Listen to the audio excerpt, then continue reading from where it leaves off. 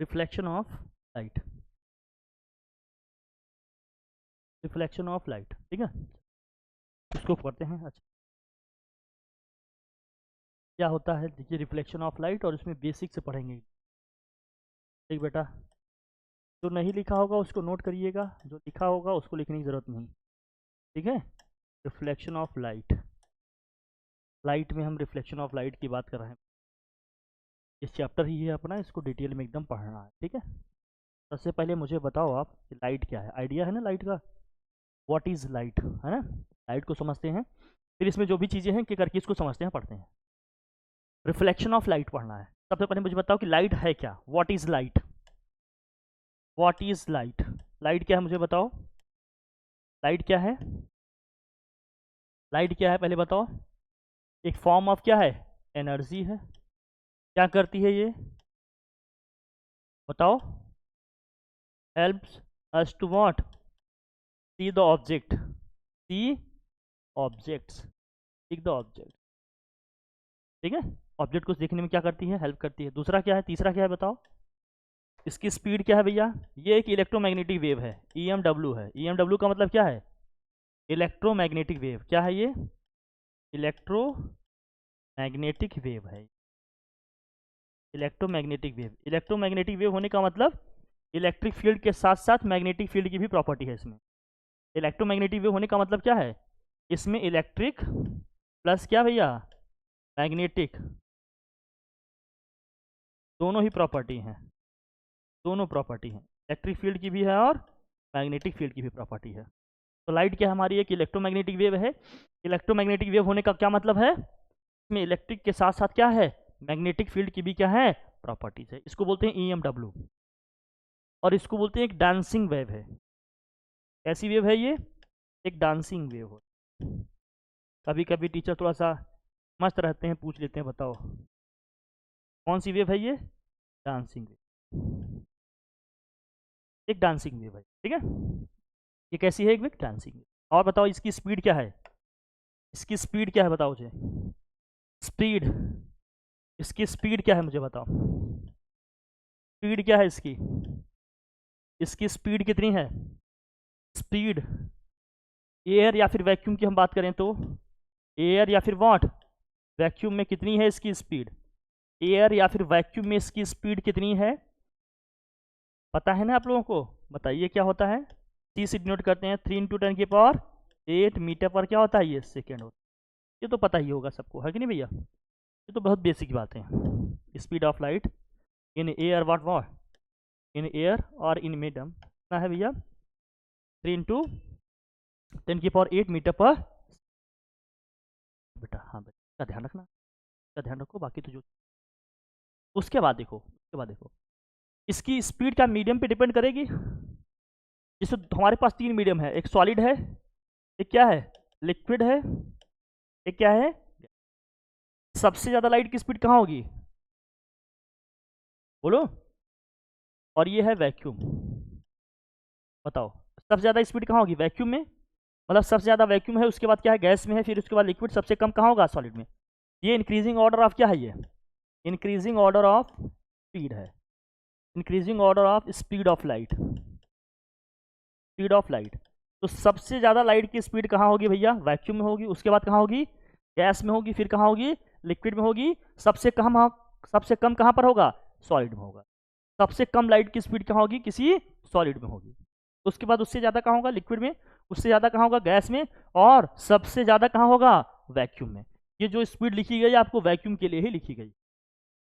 ठीक है, कंफ्यूज नहीं होना इस बात को लेकर, कोई दिक्कत की बात, डन। ठीक है, तो ये लाइट की इंफॉर्मेशन है केवल।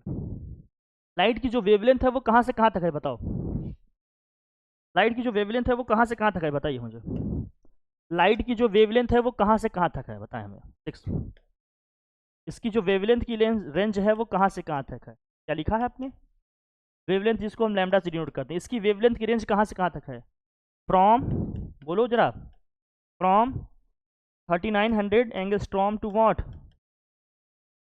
7800 एंगस्ट्रॉम। या यही कहीं कहीं आपको लिखना हुआ मिलेगा, कहीं कहीं ये लिखा रहता है क्या, कहीं कहीं लिखा रहता है और फ्रॉम 4000 एंगस्ट्रॉम टू 8000 एंगस्ट्रॉम, या तो कहाँ से कहाँ तक होगा, 4000 से कहाँ तक होगा, 8000 एंगस्ट्रॉम। ये दो वैल्यूज हैं, ध्यान रखना। और सेट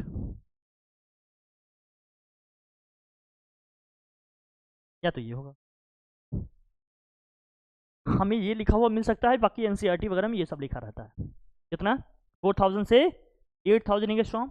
कुछ कुछ राइटर ये भी लिखते हैं, है ना, बहुत सारे आईसीएससी स्टैंडर्ड की बुक आप पढ़ोगे 3900 एंगस्ट्रॉम तो कितना दिया होगा, 7800 एंगस्ट्रॉम। मतलब जो भी रेंज होगा सब इसी में आएगा। इसका क्या मतलब है समझना जरा, इसका क्या मतलब क्या है, ये वेवलेंथ का है, ये क्या है, वेवलेंथ का है। 1 एंगस्ट्रॉम में कितने मीटर होते हैं, क्या मुझे बताने की जरूरत है, बताओ जरा। 1 एंगस्ट्रॉम में कितने मीटर होंगे, 1 एंगस्ट्रॉम में कितना होगा भैया, 10 की पावर माइनस 10 मीटर होगा।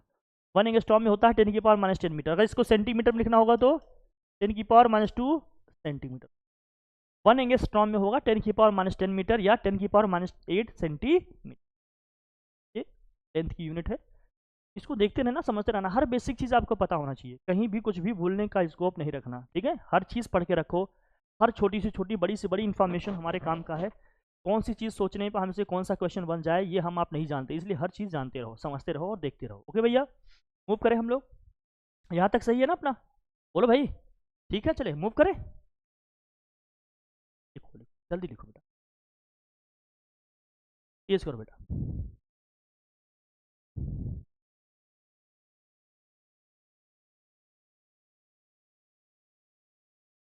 अच्छे से सब कर लो बच्चा, कहीं कुछ भी अधूरा नहीं रह जाए, ठीक है। हर चीज़ जानते रहो। अब ये जो वेवलेंथ का रेंज लिखा हुआ है, मैं इस पर थोड़ा सा बात करूंगा आपसे, बताता हूँ इसको। ये जो वेवलेंथ का रेंज लिखा हुआ है, मैं इसको हटाऊँ,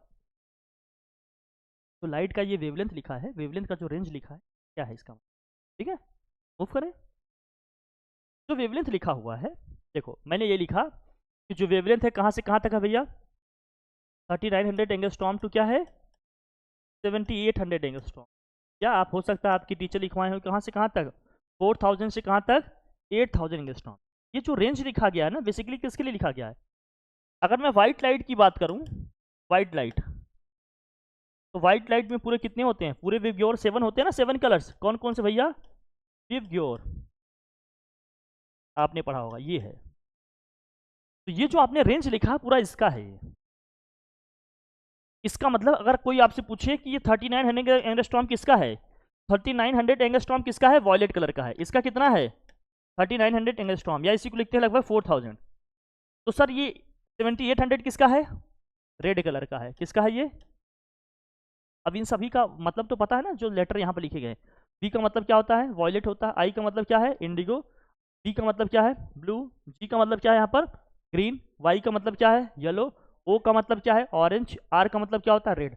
तो सबसे कम किसका है, वॉयलेट का। सबसे ज्यादा किसका है, रेड कलर का। तो जो विवग्योर आपने लिखा है, ये वेवलेंथ का क्या है, इंक्रीजिंग ऑर्डर। जो आपने विवग्योर लिखा है ये क्या है, इंक्रीजिंग ऑर्डर ऑफ वेवलेंथ है। ये है increasing order of wavelength. Increasing order of ये क्या है, ये वेवलेंथ का क्या है, इंक्रीज, ध्यान रखना। इंक्रीजिंग ऑर्डर ऑफ क्या है, ये वेवलेंथ है। तो सबसे ज्यादा किसका है, रेड का। सबसे कम किसका है, वॉयलेट का। सपोज करो अगर क्वेश्चन आ जाता है आपका कहीं ऐसे, 3-4 कलर आपके 2 कलर दे देंगे, या मान लीजिए कुछ ऑर्डर पूछा जाता है कि सही सीक्वेंस बनाओ, हमने दे दिया ब्लू दे दिया, इंडिगो दे दिया, ऑरेंज दे दिया और रेड दे दिया आपसे। मैं पूछा कि इसको डिक्रीजिंग ऑर्डर में अरेंज करो, किस ऑर्डर में, डिक्रीजिंग ऑर्डर ऑफ वेवलेंथ में। डिक्रीजिंग ऑर्डर ऑफ वेवलेंथ में इसको क्या करो, अरेंज करो आप। डिक्रीजिंग ऑर्डर ऑफ वेवलेंथ में क्या करो, इसको अरेंज करो। डिक्रीजिंग ऑर्डर लिखने का मतलब क्या है, जो सबसे बड़ी वैल्यू होगी उसको पहले लिखेंगे, जो सबसे छोटी होगी उसको सबसे लास्ट में। यही होता है ना तरीका। तो विवग्योर का पैटर्न मुझे पता होगा। हम जानते हैं रेड कलर का जो वेवलेंथ होगा वो सबसे हमेशा क्या है, ज्यादा है। तो रेड को सबसे पहले लिखेंगे, रेड को क्या करेंगे, सबसे पहले लिखेंगे। और इसमें देखेंगे सबसे कम किसका होगा, पूरी इसकी हम बात करें तो इंडिगो का होगा। सबसे कम किसका होगा, इंडिगो का। बाकी सब इसके बीच में आएंगे। विवग्योर के हिसाब से देखो, विवग्योर के हिसाब से पहले बी आता है फिर ओ आता है। तो ओ का बी से क्या होगा, ज्यादा होगा, मतलब ऑरेंज का ब्लू से क्या होगा, ज्यादा होगा। ऑरेंज का ब्लू से अगर ज्यादा है तो यहाँ ओ लिखेंगे, यहाँ क्या लिखेंगे हम, बी लिखेंगे। डिक्रीजिंग ऑर्डर में लिखना था ना इसको, किस ऑर्डर में लिखना है, डिक्रीजिंग ऑर्डर में। तो सिंबल हमारा ऐसे बन जाएगा। तो सबसे ज्यादा क्या होगा, रेड होगा, फिर किसका होगा, ऑरेंज का होगा, फिर ब्लू का होगा, फिर किसका होगा। कभी कभी क्वेश्चन इसी देके फंसा देंगे। अब सबका वेवलेंथ पता होना जरूरी है क्या, सबका वेवलेंथ जाना जरूरी है क्या, नहीं, बस आपको ये सीक्वेंस पता है, उसके हिसाब से इसको क्या करेंगे, अरेंज कर देंगे। कोई दिक्कत है, हो जाएगा नहीं हो जाएगा। तो ये 6th वाली प्रॉपर्टी हो गई हमारी, ध्यान रखना। 7th में क्या हमने पढ़ा, 7th में हमने ये पढ़ा, देखो ध्यान से, जब कोई लाइट रे, जब कोई लाइट रे क्या होगा, एक मीडियम से दूसरे मीडियम को जाएगा, है ना, from one medium to what, from one medium to other. जब कोई लाइट रे एक मीडियम से दूसरे मीडियम को जाएगी तो उसकी क्या चीज चेंज नहीं होगी, मुझे बताओ। When a light ray goes from one medium to another then which thing does not change, कौन सी चीज इसकी चेंज नहीं होगी। जब कोई लाइट रे एक मीडियम से दूसरे मीडियम को जाएगी तो उसकी कौन सी चीज चेंज नहीं होगी, कौन सी चीज चेंज नहीं होगी, फ्रीक्वेंसी। आंसर होगा हमारा क्या, फ्रीक्वेंसी। सब कुछ चेंज हो जाएगा लेकिन कौन सी चीज चेंज नहीं होगी, फ्रीक्वेंसी, ओनली फ्रीक्वेंसी। मैं ओनली लिख दे रहा हूं, बाकी सारी चीजें चेंज हो जाएंगी। Does not change, does not, बाकी हर एक चीज क्या हो जाएगी, चेंज हो जाएगी। जब कोई लाइट किसी एक मीडियम से दूसरे मीडियम को जाएगी तो उसका हर चीज चेंज हो जाएगा लेकिन क्या चीज चेंज नहीं होगा, क्या चीज चेंज नहीं होगा, फ्रीक्वेंसी चेंज नहीं, फ्रीक्वेंसी चेंज नहीं होगी, बाकी हर चीज उसका क्या होगा, चेंज हो जाएगा, लेकिन फ्रीक्वेंसी चेंज नहीं होगी। जब भी कोई लाइट एक मीडियम से दूसरे मीडियम को जाएगी, जब कोई लाइट एक मीडियम से दूसरे मीडियम को जाएगा तो उसका हर चीज चेंज हो जाएगा लेकिन क्या नहीं चेंज होगा, फ्रीक्वेंसी चेंज नहीं। कोई टेंशन की बात नहीं, हटाओ इसको, समझ गई बात है अपनी, कोई दिक्कत। फिर आता है जो चीज चेंज होगा कैसे चेंज होगा। देखो आपने पढ़ा होगा कि एक दो मीडियम है, दो मीडियम है, एक मीडियम हमारा जैसे मान लेते हैं 1 है, यहाँ मीडियम क्या है हमारा 2 है, ध्यान समझना बच्चा, यह है मीडियम 2। अब हम कैसे कहेंगे कि कौन सा मीडियम हमारा ऑप्टिकली क्या है, रेयर है, कौन सा क्या है ऑप्टिकली डेंसर है, वो कैसे जाने हुए। जिस मीडियम की डेंसिटी ज्यादा होगी वो क्या होगा, ऑप्टिकली क्या होगा, डेंसर होगा। जिस मीडियम की रिलेटिवली डेंसिटी क्या होगा, कम होगा, वो क्या होगा, रेयर होगा। जिसे वाटर और ग्लास को कंपेयर करें कौन सा डेंसर होगा, कौन सा रेयर होगा, बताओ। वाटर और ग्लास को अगर हम कंपेयर करें तो किसका, कौन सा बताओ ऑप्टिकली डेंसर है, कौन सा ऑप्टिकली रेयर मीडियम है। वाटर और ग्लास को अगर हम कंपेयर कर रहे हैं या दोनों को साथ लिए हैं तो कौन सा डेंसर मीडियम होगा और कौन सा रेयर मीडियम होगा। वाटर और ग्लास की बात कर रहे हैं। वाटर, बेटा ग्लास सॉलिड है ना, जब कोई मटेरियल जितना सॉलिड होता जाएगा उसकी डेंसिटी उतनी क्या होती जाएगी, बढ़ती जाएगी। ग्लास की डेंसिटी वाटर से ज़्यादा होगी तभी तो वो सॉलिड है, सॉलिड में मॉलिक्यूल पास पास होते हैं ना, ये तो पढ़ा था हमने। तो ग्लास क्या हो जाएगा, डेंसर हो जाएगा, वाटर क्या हो जाएगा, रेयर। एयर और वाटर को कंपेयर करें तो वाटर क्या हो जाएगा, डेंसर, और एयर क्या होगा। तो कभी ये मान कर ना चलना कि कोई मीडियम हमेशा डेंसर है, कोई मीडियम हमेशा क्या है, रेयर है।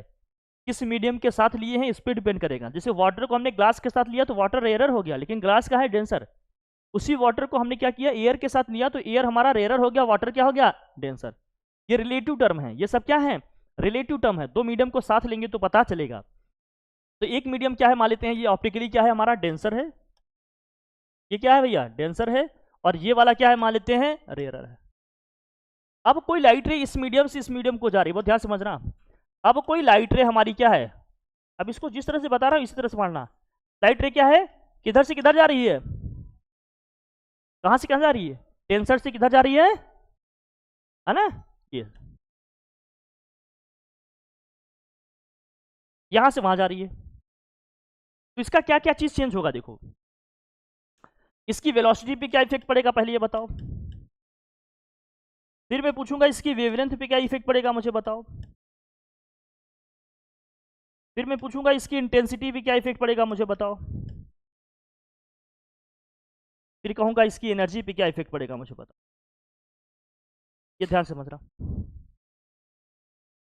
लाइट रे डेंसर से किधर जा रही है, रेयर को जा रही है। इसकी वेलोसिटी पे क्या इफेक्ट आएगा, इसकी वेवलेंथ पे क्या इफेक्ट आएगा, इस इंटेंसिटी पे क्या इफेक्ट आएगा, एनर्जी में क्या इफेक्ट आएगा। तो जब डेंसर से रेयर को जाएगा, एज ए लेमैन सोचना आप, एकदम सिंपल तरीके से सोचो। जैसे मैंने आपसे कह दिया कि तेज हवा चल रही है या पानी है, घुटने तक पानी है, मैंने आपसे दौड़ने के लिए कह दिया, फिर मैंने आपसे कह दिया सड़क पे दौड़ने के लिए। आप बताओ आप कहाँ ज़्यादा तेजी से दौड़ पाओगे सेम ताकत से? सड़क पे। जहाँ रेयर मीडियम होगा वहाँ दौड़ना क्या होगा? आसान होगा। जब डेंसर हो जाएगा तो दौड़ना क्या हो जाएगा? या हवा आपके सामने सारी बहुत तेज, आप दौड़ना चाह रहे हो, आपको लगता है आप उतनी स्पीड से दौड़ पाओगे? एयर रजिस्ट करेगा कि नहीं? स्पीड आपकी क्या हो जाएगी? और मुझे बताओ अगर पानी है हमारा या डेंसर मीडियम होगा तो लाइट की इंटेंसिटी बढ़ेगी घटेगी? जैसे हम यहाँ बल्ब जलाए हैं, ग्लास में खूब रोशनी है, लेकिन एक ट्रांसपेरेंट ग्लास लगा दिया, ग्लास के बाहर लाइट जो आ रही होगी उसकी भी इंटेंसिटी इतनी होगी, उतना ही चमक वहां भी होगा या इससे कम होगा? मुझे बताओ ग्लास से लाइट जो पास होकर वहां जा रही है, मुझे बताओ क्या उस लाइट की भी उतनी इंटेंसिटी होगी, उतनी ही चमक होगी, उतनी ही ब्राइटनेस होगी जितना यहाँ है, या वहां कम होगा? कम होगा। तो जब मीडियम डेंसर होगा लाइट वहां से गुजरेगी तो उसकी इंटेंसिटी, एनर्जी, वेवलेंथ सब क्या हो जाएगी? डिक्रीज हो जाएगी। लेकिन अगर डेंसर से रेयरर को जाएगा तो क्या हो जाएगा? इंक्रीज हो जाएगा। तो जब डेंसर से रेयरर को जा रहा है तो वेलोसिटी हमारी क्या हो जाएगी? इंक्रीज हो जाएगी। वेलोसिटी क्या हो जाएगी? इंक्रीज हो जाएगी। और वेवलेंथ भी क्या हो जाएगी? इंक्रीज हो जाएगी। इंटेंसिटी भी क्या हो जाएगी? इंक्रीज हो जाएगी। एनर्जी भी क्या हो जाएगी? इंक्रीज हो जाएगी। लेकिन जो चीज चेंज नहीं होगा वो क्या है? फ्रीक्वेंसी। बाकी सारी चीजें चेंज हो जाएंगी, जो चीज चेंज नहीं होगा वो क्या होगा? फ्रीक्वेंसी। अब इसी का उल्टा कर दूं मैं आपसे पूछूं कि बताओ अगर लाइट रे आपकी किधर से किधर आ रही है? रेयरर से डेंसर को आ रही है, तो मुझे बताओ वेलोसिटी इंक्रीज होगा कि डिक्रीज होगा? डिक्रीज होगा। आप मुझे बताओ वेवलेंथ इंक्रीज होगा कि डिक्रीज होगा? डिक्रीज होगा। इंटेंसिटी इंक्रीज होगी या डिक्रीज होगी? डिक्रीज होगी। बात समझ आती कि नहीं? इसका जस्ट उल्टा हो जाएगा। उसको इस तरह से मेमोराइज करो, कुछ अपने प्रैक्टिकल लाइफ के एग्जांपल से इसको रिलेट करोगे तो सारी चीजें अपने आप समझ में आ जाएंगी। कोई दिक्कत की बात? बोलो समझ में आ रही है? ठीक है, तो इसको इस तरह से भी समझ के अपने को रखना है। कोई दिक्कत? लाइट क्या है अब तक हम ही समझ पाए, इसमें क्या क्या होना है, क्या क्या नहीं समझ में आई बात अपनी? कोई दिक्कत की बात? विवग्योर क्या है, व्हाइट लाइट में है, आपको समझ में आ रहा है ना? कोई दिक्कत नहीं। देखो ध्यान रखना, अगर व्हाइट और ब्लैक की बात कर रहा हूँ, व्हाइट और ब्लैक कोई कलर नहीं होते। कलर हमारे यही 7 विवग्योर आ रहे हैं। ब्लैक और व्हाइट कोई कलर, ठीक है ना, ये सब कलर की कैटेगरी में नहीं आते। साइंटिफिकली देखें तो हम, साइंस ये कहता है कि ये कलर नहीं है, बट हम कह देते हैं ब्लैक एंड व्हाइट कलर, ऐसे नॉर्मल बोलचाल की भाषा हम कह देते हैं, क्यों कलर की कैटेगरी में नहीं आता है। जब कहें कहीं व्हाइट लाइट है, इसका क्या मतलब है बताओ? व्हाइट लाइट का मतलब क्या है? कोई चीज व्हाइट दिख रही है, इसका क्या मतलब है? और कह दिए कोई ब्लैक बॉडी है तो मान लीजिए क्या है, या ब्लैक कोई चीज है तो इसका क्या मतलब है, या व्हाइट कोई चीज है तो इसका क्या मतलब है, कोई ऑब्जेक्ट है या कोई थिंग है, इसका क्या मतलब है? व्हाइट लाइट या जो भी है, ब्लैक थिंग है कोई या व्हाइट थिंग है, इसका क्या मतलब है? कोई भी चीज व्हाइट दिख रही है इसका क्या मतलब है, और कोई भी चीज ब्लैक दिख रही है इसका क्या मतलब है? सन से जो लाइट आ रहा है, मुझे बताना, बहुत ध्यान समझना, सन से जो लाइट आ रही है उसमें पूरा क्या है? पूरा विवग्योर है। मुझे बताओ सन से जो लाइट आ रही है उसमें पूरा क्या है? विवग्योर है। आप ये जानते होंगे कि गर्मी के दिनों में आपके काले कपड़े पहनने के लिए आपको मना किया जाता है ना? होता है कि नहीं? क्यों? क्योंकि हीट बहुत क्या करती है, वो एब्जॉर्ब करती है। जैसे भैंस वगैरह को आप देखो तो गर्मी के दिनों में जब वो बाहर निकलती हैं तो अक्सर कीचड़ या पानी वाले प्लेस पे अपने आप को रहना ज़्यादा पसंद करती हैं। होता है कि नहीं? क्यों? क्योंकि बॉडी उनकी क्या होती है, पूरी ब्लैक होती है, ज़्यादा से ज़्यादा हीट ऑब्जॉर्व करती है और जल्दी क्या हो जाता है, हीट हो जाता है। अब ब्लैक बॉडी वैसे भी क्या करती है, थोड़ा सा सर भी हम अपना ढक लेते हैं, धूप में जाते हैं, क्योंकि बाल के जो हमारे कलर हैं वो क्या है, ब्लैक हैं, तो थोड़ा सा हीट क्या करती है, एब्जॉर्व करती है। उनका समझना ये है विवग्योर। जब कोई बॉडी, बहुत ध्यान समझना, जब कोई बॉडी पूरे 7 के 7 ये जो आपके विवग्योर हैं इसको क्या करेगी, पूरे विवग्योर को क्या कर देगी, रिफ्लेक्ट कर देगी। क्या कर देगी? रिफ्लेक्ट कर देगी। या क्या कर देगी? बाउंस बैक कर देगी। या क्या कर देगी? रिटर्न कर देगी। Bounced back. क्या करेगी? रिफ्लेक्ट कर देगी। या क्या कर देगी? रिटर्न कर देगी। या क्या कर देगी? बाउंस बैक कर देगी। उस चीज का कलर कैसा हो जाएगा? व्हाइट। इसलिए जब व्हाइट कपड़े पहनते हैं तो थोड़ा सा क्या होता है, कूलेंट, थोड़ा सा आपको ठंडा ठंडा महसूस, कि जितने भी कलर्स आएंगे सबके सबको क्या करेगी, सभी लाइट को क्या कर देगी, वो रिफ्लेक्ट कर देगी। और ब्लैक अगर कोई बॉडी दिख रही है, कोई ब्लैक बॉडी, कोई आप कोई भी चीज आपको ब्लैक दिख रही है, इसका क्या मतलब है, उसने पूरे के पूरे विवग्योर को क्या कर लिया है, एब्जॉर्व कर लिया है। क्या कर लिया है? एब्जॉर्व कर लिया है। पूरे की पूरे विवग्योर को क्या कर लिया है, एब्जॉर्व। तो इस कलर का मतलब क्या है समझ व्हाइट है इसका मतलब सारे के सारे कलर को क्या कर देगी, रिफ्लेक्ट। ब्लैक है इसका मतलब क्या है, सारे के सारे कलर को क्या कर ले रही है। इनका मतलब समझना आप। अब कभी कभी आता है, ये समझ गए कि नहीं मेरी बात। व्हाइट और ब्लैक का क्या मतलब कॉन्सेप्ट है, साइंस की लैंग्वेज में क्या है इसका मतलब समझना। और ये कोई कलर की कैटेगरी में ब्लैक और व्हाइट का क्या कॉन्सेप्ट है थोड़ा ये समझना। कि पूरे के पूरे 7 कलर को जब एब्जॉर्व कर लेंगे तो किस कलर का दिखेगा, ब्लैक। पूरे के पूरे कलर को जब क्या कर देगी, रिफ्लेक्ट कर देगी, बाउंस बैक कर देगी, तो क्या हो जाएगा, व्हाइट कलर का। ये बात क्लियर हुई अपनी, अब समझ रहा।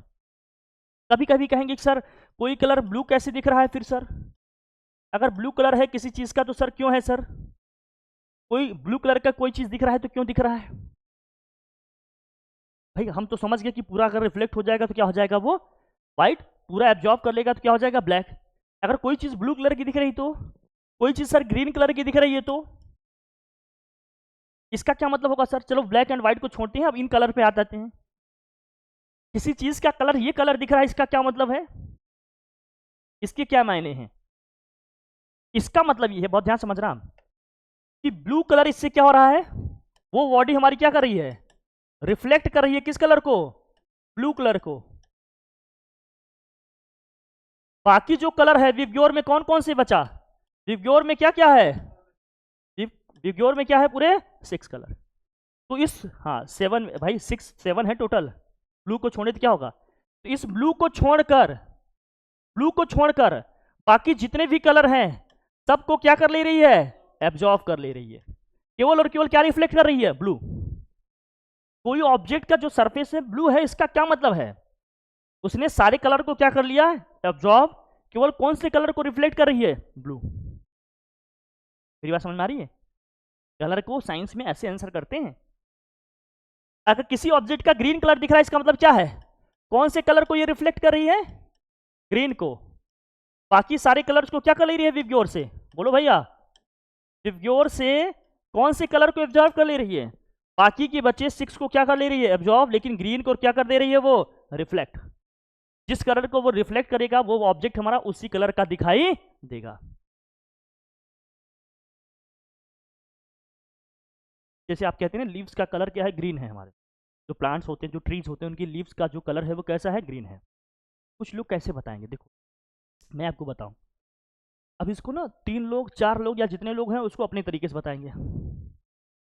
कहेंगे कोई चीज़ तरोताज़ा है, कोई प्लांट है तो ग्रीन ही तो होता है, और कौन सी कलर का होगा। लेकिन बहुत सारे प्लांट की लीव्स वगैरह के कुछ अलग कलर भी होते हैं, दूसरा होता है। आप लोग जानते हैं, आप बायोलॉजी के स्टूडेंट हैं, मुझे तो बायो मतलब मैं तो नीला बटा सा नाटा है, मैं तो मतलब समझ रहे हो ना, मैं जैसे तैसे करके पढ़ा। अब ये समझना आप, कि अगर हमने बायोलॉजी के स्टूडेंट से पूछा बेटा कि लीव्स का कलर क्यों है ग्रीन, तो आपको वो क्या बताएगा, बताएगा भैया इसमें हीमोग्लोबिन हो, क्या होता है उसको बोलते हैं, वो क्या कहते हैं, क्लोरोफिल होता है। हीमोग्लोबिन तो भाई ब्लड क्या होता है, अब सोच लो बायो इतनी आती है, समझ नहीं, लीव्स में क्या पहुंच गया, हीमोग्लोबिन। तो समझना वो क्या है, क्या है, क्लोरोफिल है। क्या है यहाँ पर, क्लोरोफिल। क्या है इसमें, क्लोरोफिल। किसी केमिस्ट्री के स्टूडेंट से पूछेंगे भैया बताओ लीव्स का कलर ग्रीन क्यों है, तो बताएगा भैया कि जो क्लोरोफिल है, क्लोरोफिल में क्या होता है, मैग्नीशियम एक इसेंशियल एलिमेंट होता है, और मैग्नीशियम कलर होता है ग्रीन, इसलिए उस लीव्स का कलर क्या है, ग्रीन है। किसी तीसरे स्टूडेंट पूछ रहे हैं, फिजिक्स का स्टूडेंट, कि बता बता लीव्स का कलर ग्रीन क्यों है, तो बताएगा भैया सन से जितनी लाइट आ रही है सबके सबको क्या कर ले रहा है, एब्जॉर्ब। केवल किसको रिफ्लेक्ट कर रहा है, ग्रीन को, इसलिए किस कलर का दिखाई दे रहा है, ग्रीन। और तीनों के आंसर सही है। अपने अपने डोमेन में, अपने अपने सब्जेक्ट में तीनों के आंसर क्या है। तो हमें ढूंढना यही है कि किस सब्जेक्ट में आंसर कर रहे हैं। फिजिक्स का आंसर होगा तो फिजिक्स के हिसाब से, केमिस्ट्री का आंसर होगा तो, बायोलॉजी का आंसर होगा तो। पढ़ना यही है, लर्निंग यही है, यही स्टडी है, यही चीज़ आपको सीखना है अपने एकेडमिक स्टडी में, अपनी यही सीखना है। पढ़ाई का मेन उद्देश्य यही है कि कौन सी चीज़ कहाँ पर देनी है और किस अमाउंट में देनी है, किस प्रोपोर्शन में देनी। स्टडी का मतलब ये है, सलाहियत लाइए हर चीज़ का, तभी मज़ा है ज़िंदगी में। ओके ठीक, इतना समझ में आ गई बात, मूव करूँ मैं, चले ठीक बेटा। फिर उसके बाद आपने पढ़ा होगा, जब भी कोई लाइट रे किसी स्मूथ या पॉलिश सरफेस पे पड़ती है तो क्या हो जाती है, बाउंस बैक हो जाती है। आप जानते हैं, इसमें आपने पढ़ा होगा एक रेगुलर रिफ्लेक्शन, क्या पढ़ा होगा आपने, इरेगुलर। रेगुलर रिफ्लेक्शन में क्या होता है, अगर आपका सरफेस कैसा है, स्मूथ है, प्लेन है और क्या है, पॉलिश्ड है, तो इसमें कैसा होगा रिफ्लेक्शन, बताओ मुझे। लाइट रे आएगी, बाउंस बैक हो जाएगी, लाइट रे आएगी, बाउंस बैक हो जाएगी, ऐसे होगा बच्चा, बोल बच्चा। फिर कोई भी लाइट रे जाएगी इस तरह से, क्या हो जाएगी, ये बाउंस। ये कौन सा रिफ्लेक्शन है बताओ, ये है रेगुलर रिफ्लेक्शन। ये क्या है? Regular reflection. अभी रिफ्लेक्शन ऑफ लाइट आपने पढ़ा होगा, regular reflection. Smooth polish plane surface है, इससे जो रिफ्लेक्शन होगा इसको क्या बोलेंगे? Regular reflection. इरेगुलर रिफ्लेक्शन क्या होगा भैया बताओ? इरेगुलर रिफ्लेक्शन, अच्छा ये रेगुलर रिफ्लेक्शन में एक चीज ध्यान रखना, अभी रिफ्लेक्शन ऑफ लाइट आपको आइडिया होगा, ठीक है, नहीं तो मैं बता देता हूँ। जिस एंगल पे ये इस पे स्ट्राइक करेगा उसी एंगल से क्या होता है आपका? बाहर भी जाता है। आपको पता है कि नहीं ये सब चीज़? रिफ्लेक्शन ऑफ लाइट में पढ़ा होगा आपने, मैं बताऊंगा अभी अभी। ये एंगल आई है, ये हमारा एंगल क्या होता है? आर। ये एंगल आई है, ये एंगल क्या है भैया? आर। ये एंगल क्या है? आई है, ये एंगल क्या है? आर। और एंगल आई इक्वल टू हमेशा क्या होता है? Angle are. जो एंगल ऑफ इंसिडेंस होता है, एंगल ऑफ रिफ्लेक्शन क्या होता है? हमेशा इक्वल होता है। ये वाली लाइन हमारी कौन सी है? नॉर्मल वाली लाइन है। ये लाइन कौन सी है अपनी? नॉर्मल वाली लाइन। ये कौन सी लाइन है? जो परपेंडिकुलर होगा प्लेन। तो रेगुलर रिफ्लेक्शन का मतलब क्या है? इस तरह से होगा, लाइट रेज आएंगी इस तरह से निकल, जिस एंगल पे गिरी उसी एंगल से क्या हो जाएंगी? एकदम पैरेलल होगी, कभी एक दूसरे को इस तरह से, ठीक है। इरेगुलर रिफ्लेक्शन का मतलब क्या है? सरफेस ही हमारा कैसा है बताओ? सरफेस हमारा क्या है? रफ है। सरफेस हमारा क्या है भैया? रफ है। अगर रफ सरफेस है तो बताओ जरा, अगर सरफेस ही रफ है तो लाइट रेस क्या होंगी? देखो ध्यान से, अब यहाँ पे गिरी, यहाँ पर बाउंस बैक होगी, ठीक है। फिर यहाँ पे आया, इस टाइप का चला गया। मेरी बात देख रहे हो कि नहीं आप लोग? फिर क्या होगा? यहाँ आया, ये ऐसे निकल गया। इसमें क्या होगा? रिफ्लेक्शन। कोई पैटर्न दिख रहा है यहाँ पर आपको? ऐसे रिफ्लेक्शन को हम क्या बोलते हैं? Irregular reflection. क्या बोलते हैं इसको? Irregular reflection.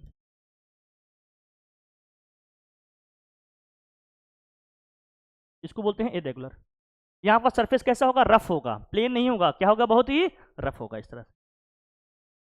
यहाँ पर जिस तरह से रिफ्लेक्ट होंगे, रेगुलर वाले में इस तरह से होंगे। स्मूथ होगा, पॉलिश्ड होगा, और क्या होगा? प्लेन होगा। इसमें भी स्मूथ है, पॉलिश्ड भी है, लेकिन सरफेस कैसा है? रफ है, खड्डे खड्डे टाइप का या इस टाइप का है इस तरह। इसमें क्या होगा? Irregular reflect. इसमें क्या होगा? Irregular reflect. कोई दिक्कत की बात? आपने एक टर्म पढ़ा होगा, रिफ्लेक्शन ऑफ लाइट। ये भी आइडिया होगा ही आपको। रिफ्लेक्शन ऑफ लाइट क्या होता है पता है आपको? अब पढ़ेंगे हम लोग रिफ्लेक्शन ऑफ लाइट। क्या कहता है हमारा रिफ्लेक्शन ऑफ लाइट, जरा बताना। रिफ्लेक्शन ऑफ लाइट क्या होता है बताओ बेटा? रिफ्लेक्शन ऑफ लाइट क्या होता है? What is reflection of light? बताओ मुझे। हाँ बेटा।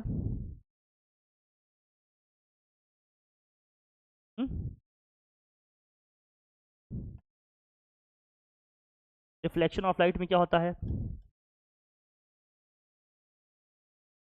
जब कोई लाइट रे किसी स्मूथ पॉलिश्ड और प्लेन सरफेस पे क्या करती है? स्ट्राइक करती है, तो जिस मीडियम से आती है सेम उसी मीडियम को क्या हो जाती है? बाउंस बैक हो जाती है। लाइट किसी फिनोमिना को हम लोग क्या कहते हैं? Reflection of light. तो रिफ्लेक्शन ऑफ लाइट का मतलब क्या है? The phenomena of light in which when a light ray is made incident on a smooth polished surface then it is what get bounced back to the same medium is called reflection of light। reflection of light का मतलब क्या है? मैं बोलूँ क्या इसको, या पढ़ा है आप लोगों ने? लिखा है कि नहीं? लिखना है क्या? बता दूं? लिखना है? लिख लो। अच्छा जल्दी से लिखो थोड़ा। रिफ्लेक्शन ऑफ लाइट का मतलब क्या लिखो? देखो, the phenomena of bouncing back of A light, the phenomena of bouncing back of A light, the phenomena of bouncing back of A light, the phenomena of bouncing back of A light, the phenomena of bouncing back of A light when it is made incident, when it is made incident made when it is made incident on a smooth polished surface, on a smooth polished surface, on a smooth polished surface, on a smooth polished surface, the phenomena of bouncing back of a light in which when a light ray what is made incident on a smooth polished surface is called reflection of light, is called reflection of light। ये है जैसे हमारा, अब ये smooth polish surface है, इस पे light रे आ रही है, फिर क्या हो जा रही है? जिस मीडियम से आ रही है उस मीडियम को क्या हो जा रही है? बाउंस पे। ये जो लाइट रे आ रही है इसको हम लोग बोलते हैं इंसिडेंट रे। इसको हम लोग क्या बोलते हैं बच्चा? इंसिडेंट रे बोलते हैं। ये जो लाइट रे इससे जा रही है इसको बोलते हैं क्या? Reflected ray. इसको क्या बोलते हैं हम लोग? रिफ्लेक्टेड रे बोलते हैं। और इस लाइन को हम लोग क्या बोलते हैं? नॉर्मल। नॉर्मल का मतलब क्या है? ये प्लेन पे क्या है? 90 डिग्री एंगल पे होगा। ये क्या होगा, प्लेन से 90 डिग्री एंगल फॉर्म कर रहा होगा, इस तरफ भी इस तरफ भी, कोई दिक्कत की बात नहीं। ये एक ऐसी लाइन है जो प्लेन पे क्या है 90 डिग्री एंगल, ये इमेजिनरी लाइन होती है। और ये कहाँ होता है, जिस पॉइंट पे लाइट रे हमारा प्लेन पे गिर रहा है वहीं पे ड्रॉ करते हैं। जिस पॉइंट पे हमारा लाइट रे गिर रहा होता है वहीं पे ड्रॉ करते हैं। जिस पॉइंट पे लाइट रे हमारा गिरता है उस पॉइंट को हम लोग क्या बोलते हैं, पॉइंट ऑफ इंसिडेंस बोलते हैं। बेटा क्या बोलते हैं उसको, पॉइंट ऑफ इंसिडेंस। हर चीज़ का मतलब जानते हैं। पूछेगा कि eight which point normal is drawn, तो आप बताओगे पॉइंट ऑफ इंसिडेंस, या जहाँ पर लाइट हमारा स्ट्राइक कर रहा है उसी पॉइंट पे हम क्या करते हैं, नॉर्मल ड्रॉ करते हैं। तो उस प्लेन के क्या होता है, परपेंडिकुलर होता है, 90 डिग्री एंगल पे होता है। ये हमारा इंसिडेंट रे हो गया, ये रिफ्लेक्टेड रे हो गया, इस लाइन को क्या बोलते हैं, नॉर्मल। ठीक है ना, ये स्मूथ पॉलिश सरफेस है आपका, इस तरह से ये पॉलिशिंग का दिखाया गया है।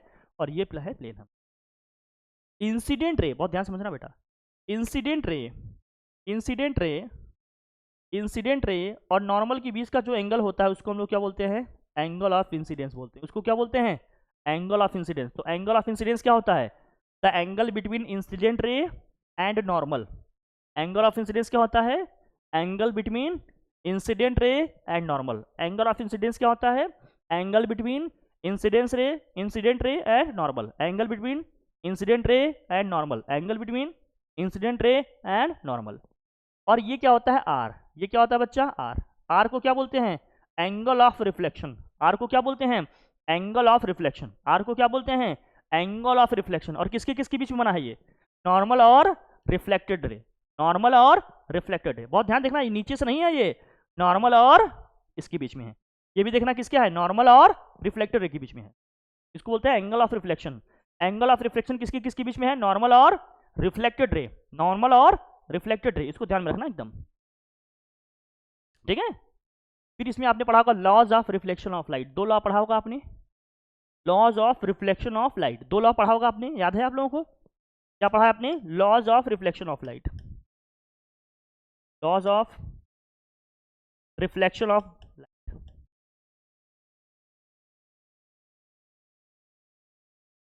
Laws of reflection of light. Laws of reflection of light में आपने क्या पढ़ा, यहां समझना। दो लॉ पढ़ा होगा। पहला क्या पढ़ा आपने, फर्स्ट लॉ में क्या पढ़ा था आपने, फर्स्ट लॉ क्या कहता है हमारा, incident ray, reflected ray and normal at the point of incidence. Incident ray, reflected ray and normal at the point of incidence all lies in the same plane. यही पढ़ा ना, incident ray, reflected ray and normal at the point of incidence all lies in the same plane. Incident ray, reflected ray and normal at the point of incidence all lies in the same plane. पहला तो ये था हमारा। Second law हमारा क्या कहा था कि angle of incidence is equal to क्या होता है, एंगल ऑफ रिफ्लेक्शन। तो angle of incidence is equal to क्या होता है हमारा, एंगल ऑफ, सेकेंड लॉ इसको पढ़ा होगा आपने कि angle of incidence equal to हमेशा क्या होगा, एंगल ऑफ रिफ्लेक्शन। कई बार हमने इसमें बहुत सारे क्वेश्चन दिए होंगे आपको करने के लिए, प्रैक्टिस भी किया होगा हम लोगों ने काफी कुछ।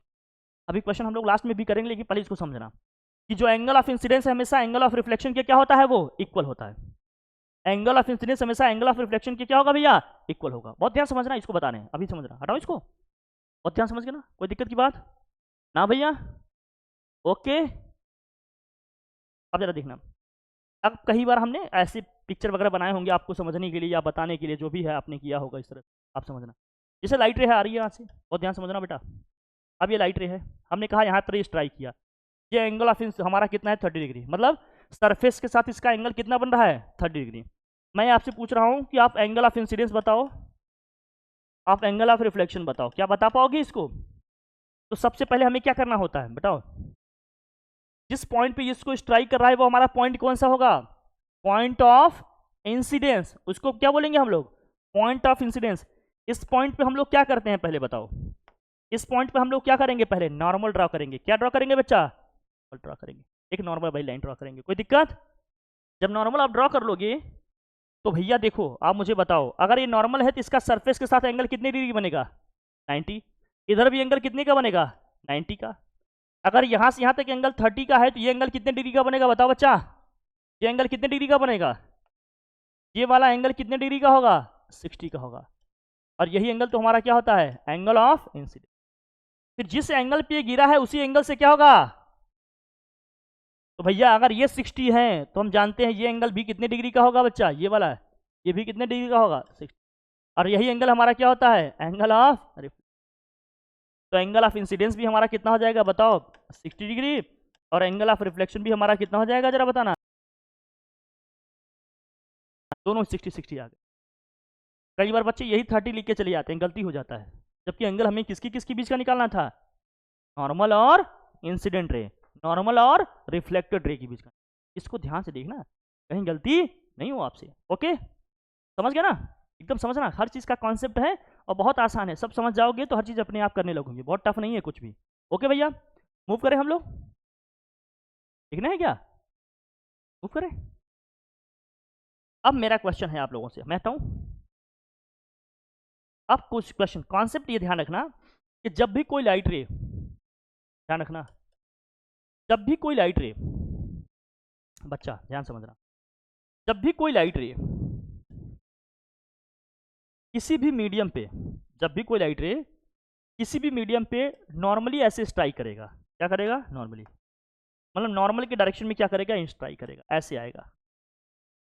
जब भी कोई लाइट रे किसी सरफेस पे नॉर्मली ऐसे स्ट्राइक करेगा, मतलब सरफेस से कितनी डिग्री पे, ध्यान रखना ये इंसिडेंट रे है, तो जिस पाथ से ये आ रहा है उसी पाथ से क्या हो जाएगा, बाउंस बैक।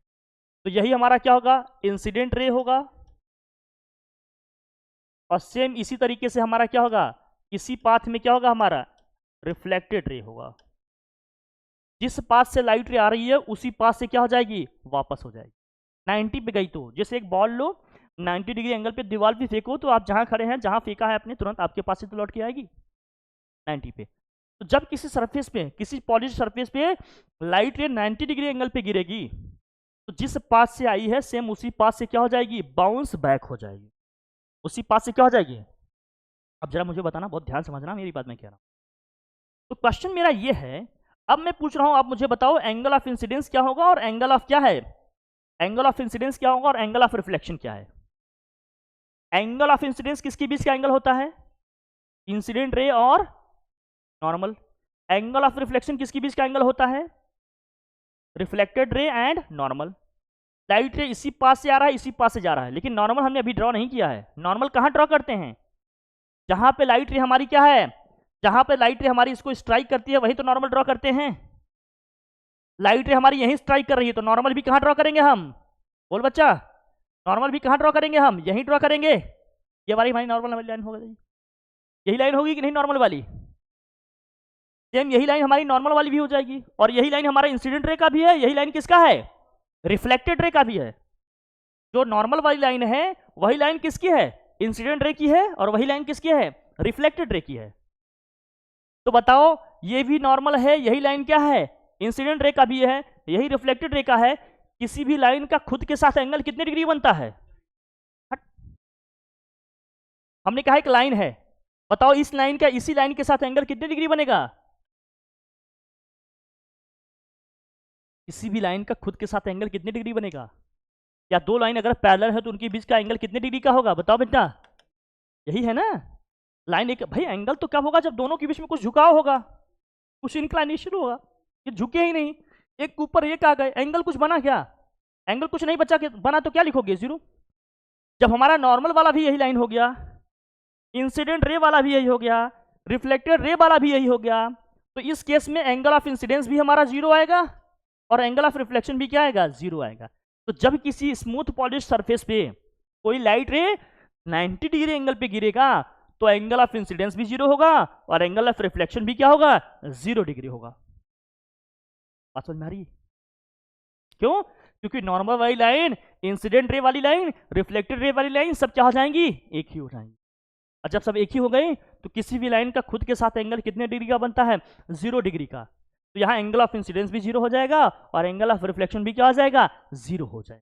क्या ये बात समझ में आ गई, कोई कंफ्यूजन जैसा लग रहा है क्या, ये नहीं, कॉन्सेप्ट बस ध्यान में रखना कि जहाँ लाइट गिर रही है वहीं पे नॉर्मल ड्रॉ करना है, उसके बाद हमें एंगल निकाल लेना। कोई दिक्कत की बात, बोल भाई, सही है कि नहीं सही है, चलिए मूव करें हम लोग, ठीक, हटा दूँ, ठीक है बेटा। तो ये तो स्मूथ पॉलिश सरफेस और रिफ्लेक्शन ऑफ लाइट का कॉन्सेप्ट हो। आपने प्लेन मिरर का पढ़ा होगा, प्लेन मिरर का भी थोड़ा सा बता दूं बेटा, ध्यान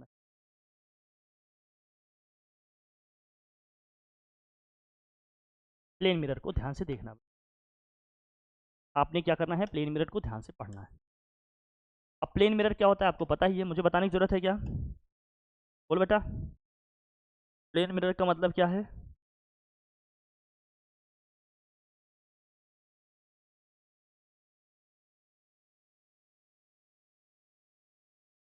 हाँ बेटा, जादू है बेटा, जादू बोलते हैं, क्या बोलते हैं इसको? इसका यही फ़ायदा है, इसको यूज़ किया।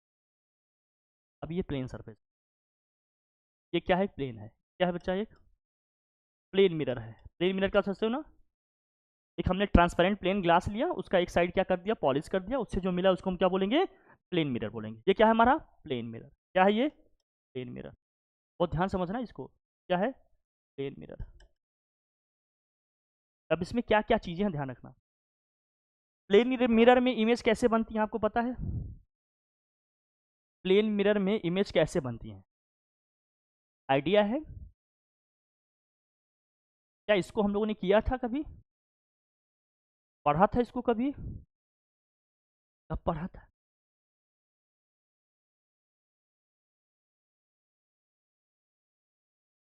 कब पढ़ा था?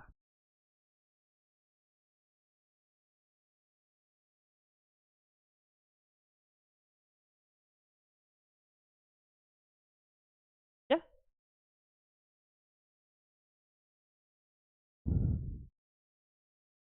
लेकिन सर कुछ याद नहीं है, अगर आप बता सकते हो तो बता दीजिए, बाकी अब तो मेरी हालत जानते ही हैं। कुछ ऐसा? हाँ, क्यों साक्षी, यही बात है क्या? बताओ। बताओगी? तब भूल गई हो क्या? सर आप जानते तो मैं फिर भी सर मुझसे ही पूछ बात। तो नहीं याद है, मुझे याद है, पेपर तो।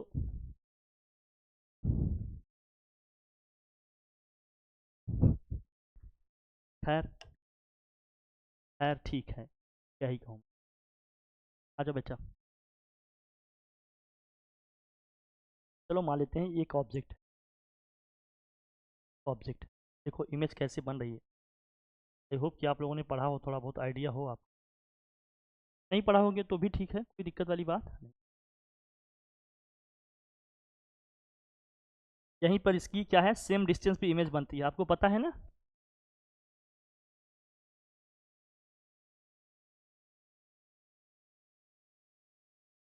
रेटिंग हाई, क्या नहीं? ओह,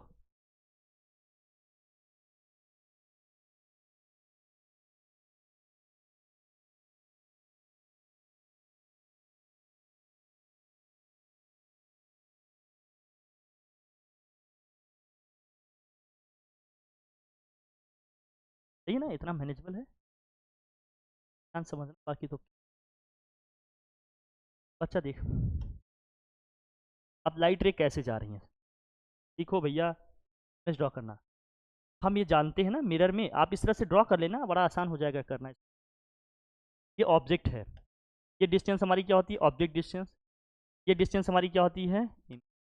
अब बहुत ध्यान समझना, ये हमारा ऑब्जेक्ट है, ये इसकी क्या है, इमेज। बच्चा ध्यान से समझना, सेम डिस्टेंसेस बनते हैं, तो इनके मैग्नीट्यूड है ना वो सेम आएगा, मतलब जो डिस्टेंस है ना, जितने डिस्टेंस पे हमारा मिरर से ऑब्जेक्ट होगा उतनी ही डिस्टेंस पे उसका क्या बनेगा, इमेज बनेगा। अभी लिखूंगे प्रॉपर्टी भी, ये सब लिखेंगे। अब देखो कैसे बनेगा, रे डायग्राम समझना है ना।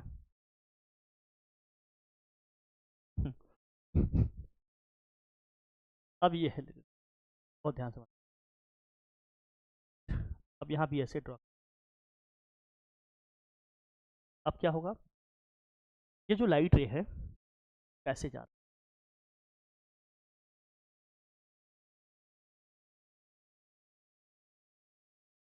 है, क्या होगा ऐसे,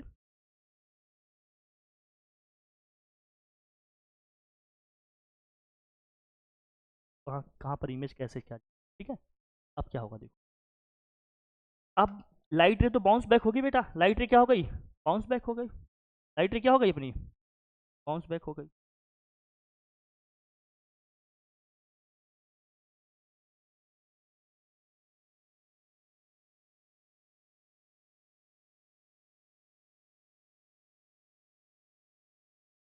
कैसे होगा? अब हम जानते हैं कि लाइट रे जिस एंगल पे इस पे पड़ेगा सेम उसी एंगल से क्या हो जाता है, अगर यहाँ नॉर्मल ड्रॉ करूँ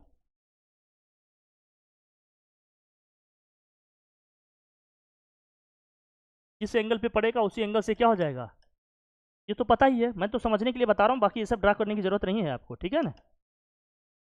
तब ये समझ, ये हमारा एंगल ऑफ इंसिडेंस है, ये एंगल ऑफ क्या है हमारा, रिफ्लेक्शन है, मैं समझ रहा। अब ये देखो सच में तो उसके आर पार जाएगी नहीं बेटा, वर्चुअली इसको क्या करेंगे, पीछे एक्सटेंड करेंगे। वर्चुअली इसको क्या करोगे आप, पीछे एक्सटेंड करेंगे। जब वर्चुअली इसको पीछे एक्सटेंड करोगे तो ये कहाँ जाकर मिलेगा, इसको देखो, ये जाकर कुछ ऐसे मिलेगा यहाँ पर, ये वाला कुछ जाकर यहाँ मिलेगा, ऐसे मिलेगा। तो जहां पर इस तरह का इस दिखेगा, ये यही इसकी क्या है, वर्चुअल इमेज है, यही इसकी क्या है, वर्चुअल। अब यहां से लाइट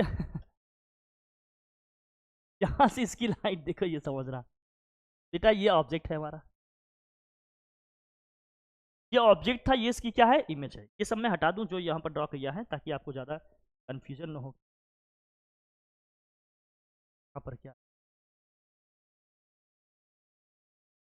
ये डायग्राम कुछ इस तरह से ड्रॉ कर, अगर आता है तो ये हमारा प्लेन मिरर है, ये क्या है, अभी आ जाएगा ना कि ड्रॉ करके दिखाओ तो आप ऐसे बस पहले बीच में क्या करना है, एक प्लेन मिरर ड्रॉ कर लेना है, एक ऑब्जेक्ट एक इमेज।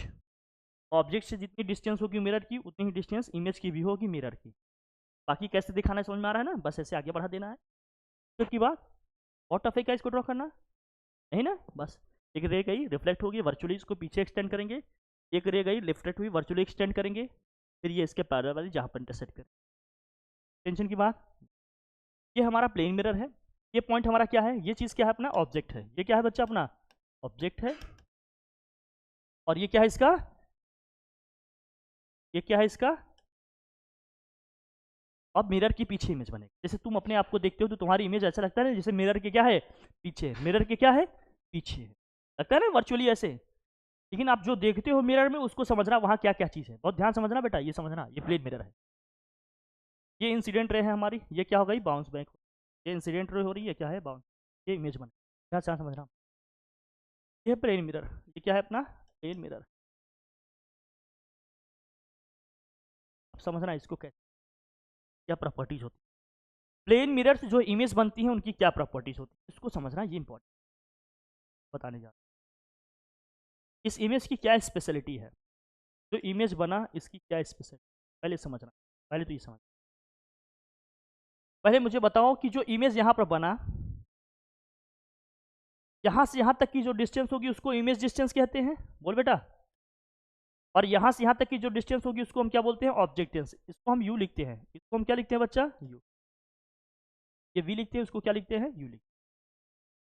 तो पहले तो हम ये समझते हैं कि जो इसमें इमेज बना, इमेज डिस्टेंस इक्वल टू क्या होता है, ऑब्जेक्ट डिस्टेंस, मतलब यू इक्वल टू क्या होता है, पहले तो वी समझ, कि जो ऑब्जेक्ट की डिस्टेंस होगी प्लेन मिरर से वही डिस्टेंस होगी इमेज की किससे, प्लेन मिरर से। दोनों की डिस्टेंस हमेशा क्या आती है, इक्वल आती है, कि हमारा जो ऑब्जेक्ट डिस्टेंस है इक्वल टू में क्या हो जाएगा, इमेज डिस्टेंस। पहले तो ये समझ के रखो, ये दोनों डिस्टेंसेस क्या होती है, हमेशा इक्वल होती है।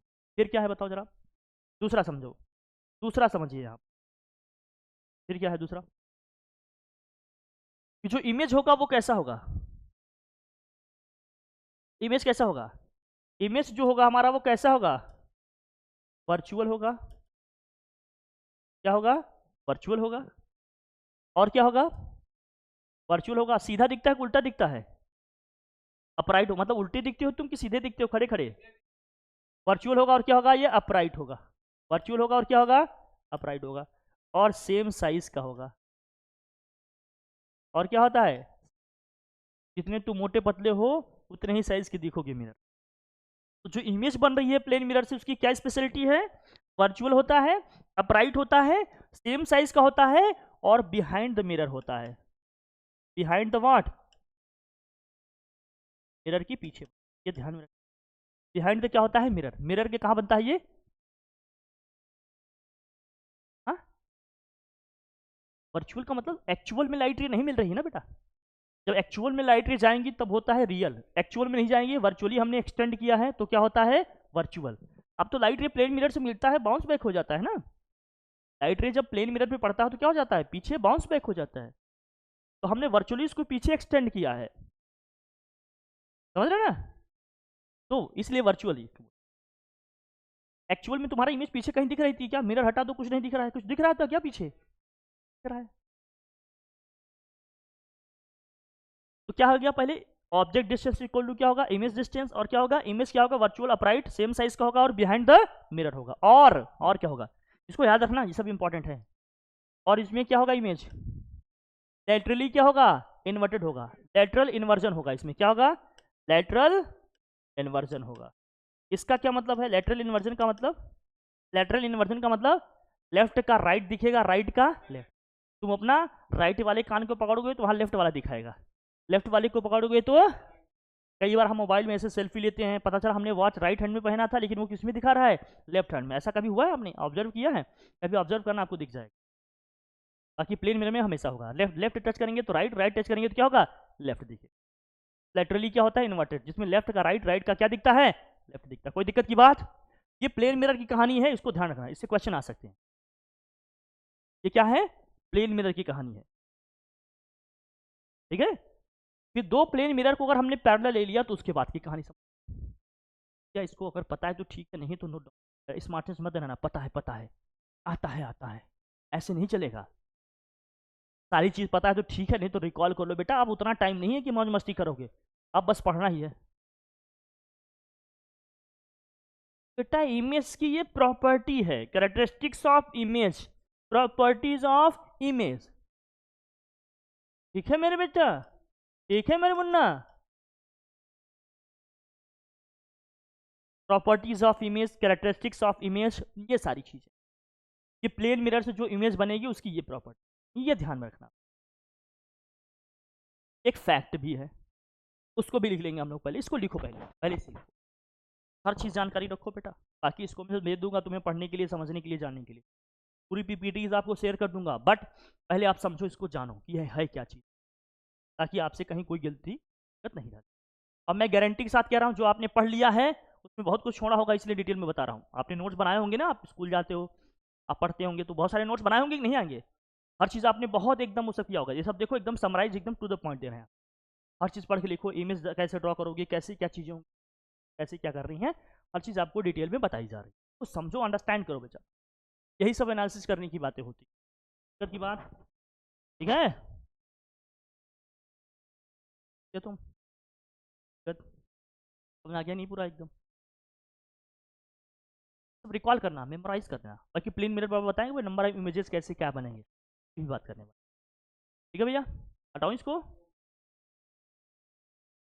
समझते भी चलो, जो आपने नहीं पढ़ा हो, जो आपने नहीं याद किया है, जो आप नहीं जानते हैं उसको नोट डाउन भी करते रहो। कुछ भी लिखने में कभी गुरेज नहीं करना, परहेज नहीं करना, स्टूडेंट की यही पहचान है, इन सब चीज़ों में कभी संकोच, बाकी आप जानकार बचे।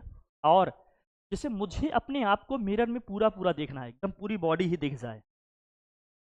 सपोज करो मेरी हाइट क्या है 1.5 मीटर की है, हम चाहते हैं कि हम पूरे पूरे एकदम मिरर में दिख जाए, एकदम अपने फुट से लेकर, अपने मतलब फुट से लेकर एकदम हेड तक एकदम पूरे पूरे दिख जाए, एकदम पूरे पूरे। बात डिस्टेंस, तो हमें मिरर की साइज कितनी, ऑब्जेक्ट की साइज की हाफ रखनी चाहिए, ऑब्जेक्ट की साइज की क्या रखनी चाहिए हाफ। अपने आप को पूरा पूरा देखना है मिरर में, तो मिरर की साइज कितनी रखना चाहिए हाफ रखना चाहिए। अगर मेरा 1.5 मीटर है तो कितना होना चाहिए 0.75 मीटर का। अगर मेरी हाइट 2 मीटर है तो मिरर कितनी हाइट का होना चाहिए 1 मीटर का।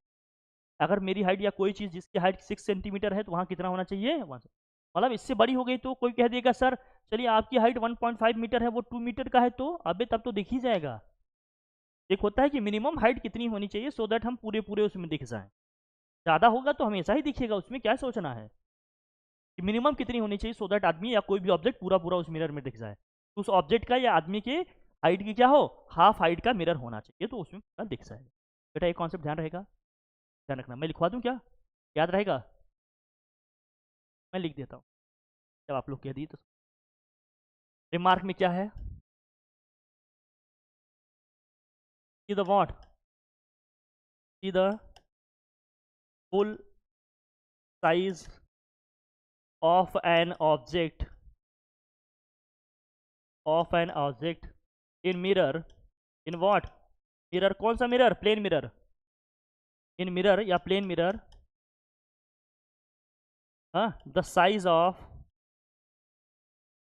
of mirror must be minimum, must be what, minimum, है ना, half of what, half of size of object. जो मिरर की साइज है वो ऑब्जेक्ट की साइज की क्या होना चाहिए, मिनिमम कितना होना चाहिए, half of size of object होना, किसकी, साइज ऑफ मिरर, तो ध्यान रखना ये सब रिमार्केबल चीज। जो साइज ऑफ मिरर है must be what, half of क्या होना चाहिए, must be half of size of क्या होना चाहिए, ऑब्जेक्ट होना।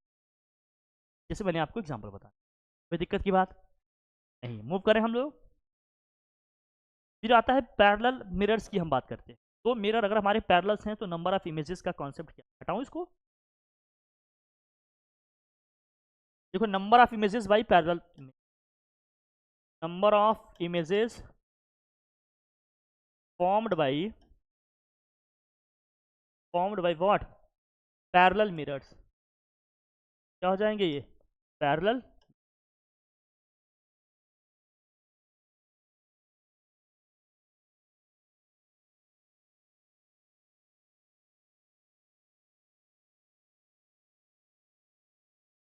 दो मिरर क्या है, पैरेलल है, बहुत ध्यान से, दो पैरेलल मिरर, पैरेलल भी हो सकते हैं और एंगल से भी हो सकते हैं, ये पैरेलल ही लिख दिया, चलो ठीक। दो मिरर अगर एकदम पैरेलल हैं तो दोनों के बीच का एंगल क्या होगा भाई बताओ, अगर बीच में कोई ऑब्जेक्ट है तो, बीच में कोई ऑब्जेक्ट है तो,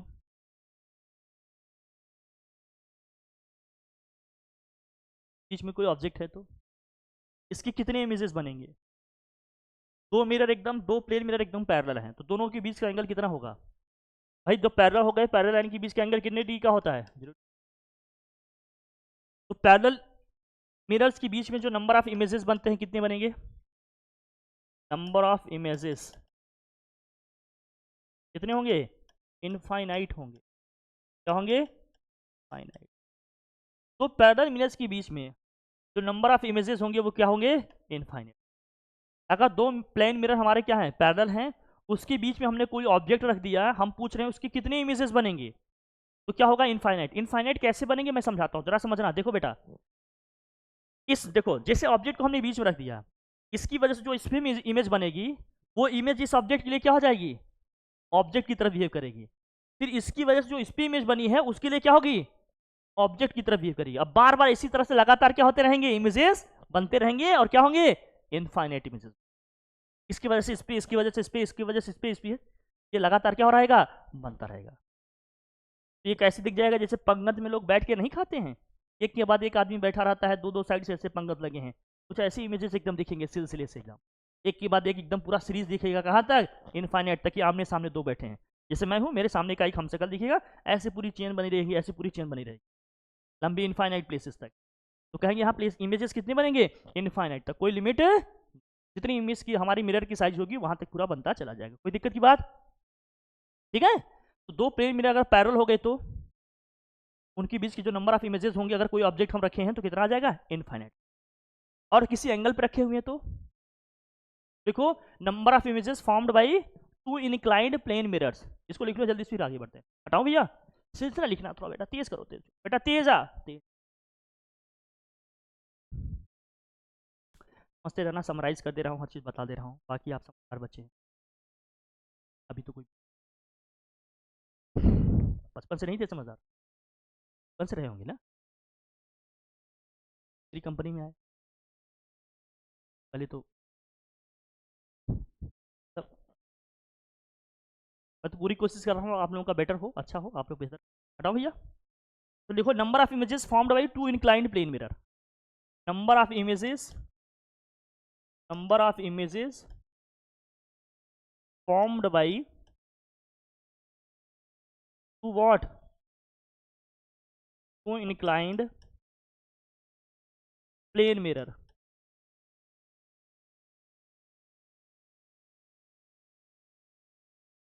Number of images formed by two inclined plane mirror. Number of images formed by two inclined plane mirror. जैसे दो प्लेन मिरर हैं, दोनों क्या हो गए बच्चा?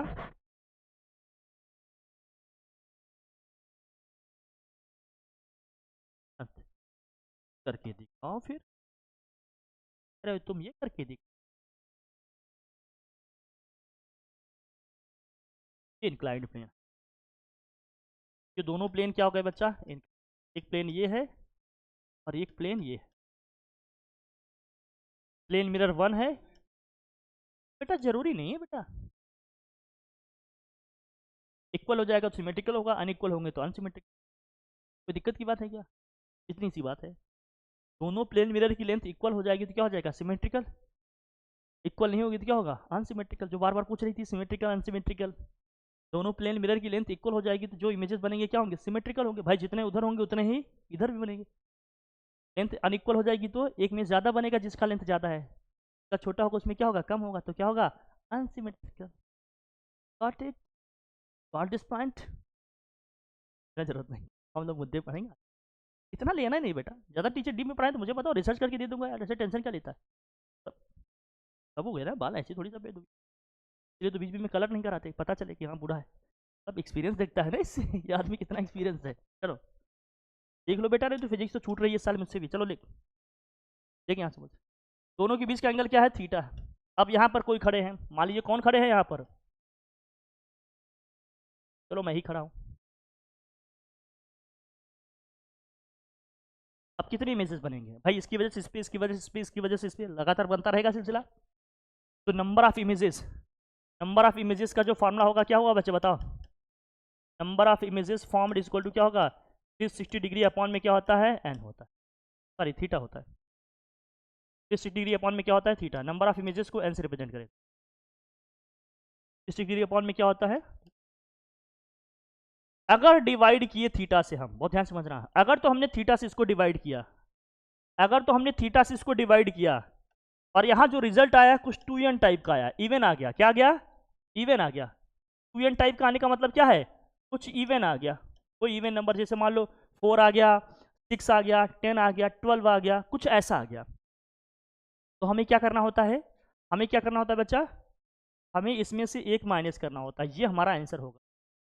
तो नंबर ऑफ इमेजेस क्या हो जाएंगे? 2n - 1 हो जाएंगे. क्या हो जाएंगे? 2n-. डिवाइड करने पे अगर 4 आ गया, 6 आ गया, 10 आ गया, 12 आ गया, 16 आ गया, 20 आ गया, तो हमें एक माइनस करके बताएंगे कि इतने नंबर ऑफ इमेजेस हमारे बने. तो 20 आ गया तो 20 में से एक माइनस करेंगे, 19 कहेंगे 19 इमेजेस बने. 16 आ गया तो 16 में से 1 माइनस करेंगे, बोलेंगे क्या होगा? 15 इमेजेस बने. ओके ठीक. लेकिन अगर तो डिवाइड करने पे ऑड आ गया, अगर तो डिवाइड करने पे क्या हो गया? कोई ऑड नंबर आ गया. ऑड है ये क्या है बच्चा? ऑड. तो हमारा यही आंसर हो जाएगा. यही क्या हो जाएगा? आंसर. कोई दिक्कत की बात है? बोलो कोई परेशानी है क्या इसमें? क्या इसको समझने में बहुत तकलीफ हो रही है हमें? क्या ये डाइजेस्ट नहीं हो रही है बात? नहीं सर, नहीं सर, नहीं सर, हमारे तो क्या ये बात डाइजेस्ट नहीं हो रही है? ये बताओ हो गई क्या? इंपॉर्टेंट है, ध्यान रखना. बोल गुड़िया, समझ में आ गया क्या? कोई दिक्कत की बात? अगर तो डिवाइड करने के बाद इवन आया तो 1 माइनस करके बताएंगे. डिवाइड करने पे ऑड ही आ गया तो जो आएगा वही हमारा क्या हो जाएगा? फॉर एग्जाम्पल मैं बताता हूँ. हटाओ इसको, हटा दो बच्चा. जैसे मान लीजिए दो प्लेन मिरर हमारे क्या हैं? दो मिरर हैं, एक दूसरे से 90 डिग्री एंगल पे है. कितने डिग्री एंगल पे है भैया? जरा ध्यान समझना. दो प्लेन मिरर हैं, दोनों एक दूसरे से क्या है? 90 डिग्री. दोनों के बीच का एंगल कितने डिग्री का है? अब यहाँ पर कोई ऑब्जेक्ट है. चलो इस बार मैं ही हूँ, थोड़ा बड़ा हो गया फिर से. मतलब अब बताओ तो थीटा हमारा कितना आ गया बच्चा? बता. थीटा कितना हो गया? 90 हो गया. तो नंबर ऑफ इमेजेस कैसे निकालोगे? 360 अपॉन किससे निकालोगे? थीटा से. तो 360 अपॉन क्या लिखोगे जरा बताना? 90. 90 से इसको डिवाइड करेंगे कितना आएगा? 4. 4 ऑड है कि इवन है? इवन है तो इवन आएगा तो हमने क्या कहा था, कैसे आंसर लिखेंगे, तो नंबर ऑफ इमेजेस जो होंगे हमारे क्या हो जाएगा, नंबर ऑफ इमेजेस जब हम लिखेंगे तो क्या होगा 4 - 1 करके लिखेंगे, कितना हो जाएगा 3 हमारा हो जाएगा। अगर तो डिवाइड करने पे और इवन आ रहा है तो जो हमारा फाइनल आंसर होगा उसमें क्या करेंगे हम 1 माइनस करके लिखेंगे, इसमें हम क्या करेंगे 1 माइनस करके लिखेंगे। बताओ किसी कोई टेंशन है इसमें, बोलो बहुत आसान है क्या ये समझना, बहुत टफ है क्या, नहीं। लेकिन अगर तो अगर तो अगर तो क्या बेटा, अगर तो हटाओ इसको, अगर तो मान लीजिए कोई क्या है, कौन सा नंबर आ गया, अगर तो मान लो क्या आ गया, ऑड आ गया, कोई और बताओ बेटा, ऑड नहीं बेटा ऑड बताओ, हाँ चलो 45 ही ले लेते हैं, 45 लो, हाँ ले लो, दोनों एक दूसरे से किस एंगल पे हैं भैया 45, दो प्लेन मिरर हैं, दोनों के बीच का जो एंगल है वो कितना हो गया, अब ये एंगल है 45, चलो यहाँ पर इस बार कौन खड़े हैं, इस बार भी मैं ही, अब मैं पूछ रहा हूँ नंबर ऑफ इमेजेस बताओ कितने बने, पहले हम इसको क्या करेंगे, नंबर ऑफ इमेजेस का हमारे पास फार्मूला क्या है, एन इक्वल टू क्या होगा 360 अपॉन क्या होगा बेटा थीटा, तो 360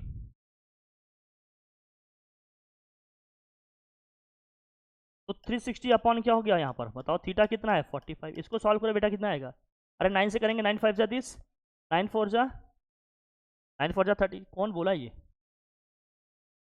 9 4 जा 36, डिवाइड करेंगे कितना जाएगा 8 आएगा, 8 ऑड है कि इवन, बेटा इसका जो फाइनल आंसर आएगा कितना होगा हमारा 7, अगर ये अगर तो ये इवन आ जाएगा तो ध्यान रखना क्या करना है, अगर इवन आ जाएगा तो क्या करना है हमें ध्यान रखना, हाँ बेटा, बेटा चांद तो वो लगा दूंगा, झंडे गाड़ना है, क्या करना है झंडे गाड़ना है ऐसे एग्जाम में, ध्यान रखो कोई गलती नहीं होनी चाहिए।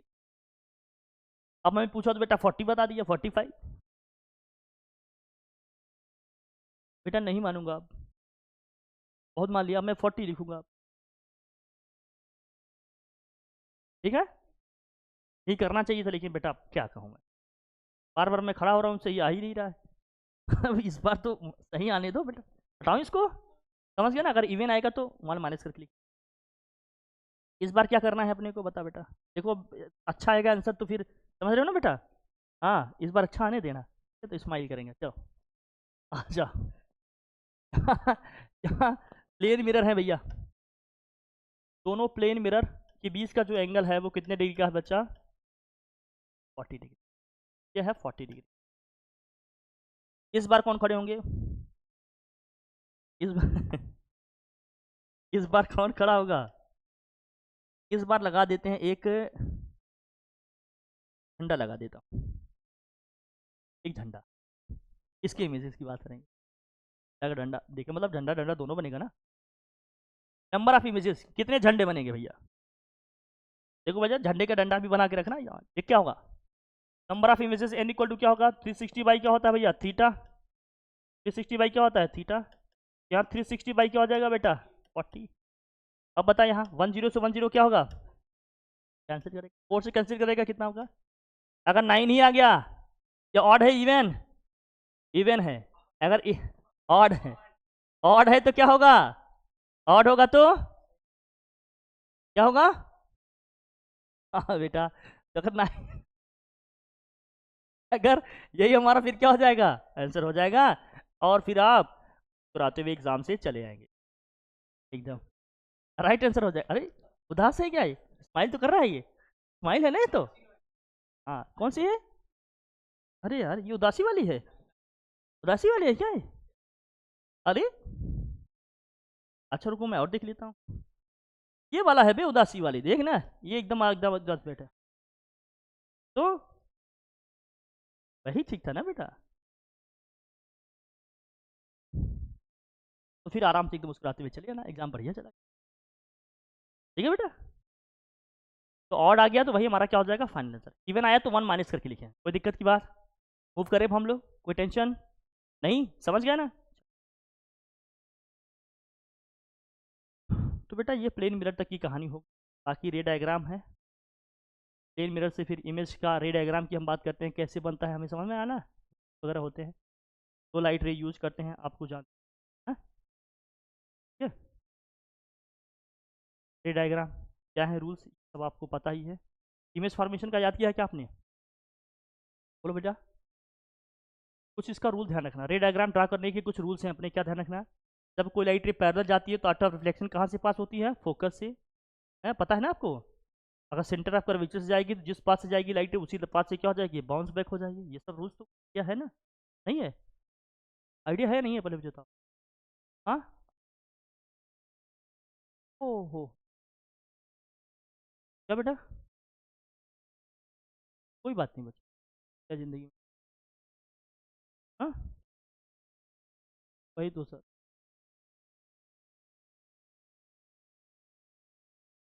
मैं बता दे रहा हूँ, आपको आइडिया नहीं है। अब वहाँ तक तो झंडा गाड़ लिया, आगे झंडे लेकर बढ़ेंगे शिखर पे। अब मुझे बताओ। हाँ बेटा, हाँ बेटा जैसा कहो आप। हाँ वही सोच, बाकी आप जैसा कहें। एक स्फेरिकल ग्लास है, इसका ये वाला सेक्शन हमने कट आउट कर लिया। ये वाला सेक्शन क्या कर लिया? तो कट करने के बाद कैसा होगा बाहर? ये होगा, हित होगा बच्चा, हित होगा। कट करने के बाद जो बाहर पोर्शन आया, अगर मैं इसको बाहर तरीके से, बाहर साइड से क्या करूं? पॉलिश कर दूं या पेंट कर दूं। ये हो सकता है कि हम इसको अंदर साइड से क्या कर दें? पेंट कर दें या पॉलिश कर दें। वही तरीका तो हो सकता है भाई, दो ही सरफेस तो उसके दिख रहे हैं। या तो बाहर से पेंट कर दूं या तो क्या कर दूं। अगर बाहर से पेंट करूंगा तो ये कौन सा मिरर बन जाएगा? ये कौन सा मिरर होगा? कॉनकेव मिरर हो। ये कौन सा होगा? कॉनकेव मिरर हो। ये पढ़ा होगा ना आपने तो बच्चा। अगर अंदर से कर दूंगा तो कौन सा हो जाएगा? ये कॉन्वेक्स मिरर। कौन सा मिरर हो जाएगा ये? कोई टेंशन की बात। बाहर से पॉलिश करेंगे या पेंट करेंगे तो कॉनकेव, अंदर से कर देंगे तो क्या हो जाएगा? कॉन्वेक्स हो जाएगा। अब ये जो कॉन्वेक्स और कॉनकेव मिरर है इसको ध्यान समझना। ये हमारा क्या है? ये कौन सा मिरर बना दिया हमने? बोल बेटा, ये क्या है? ये कौन सा है? ये कॉनकेव है, वो क्या है? उल्टा नहीं बोलो, उल्टा नहीं बोलते बेटा, पीटे जाओगे बेटा। ये है हमारा, और ये है क्या होगी? लाइट रेज देखो जरा।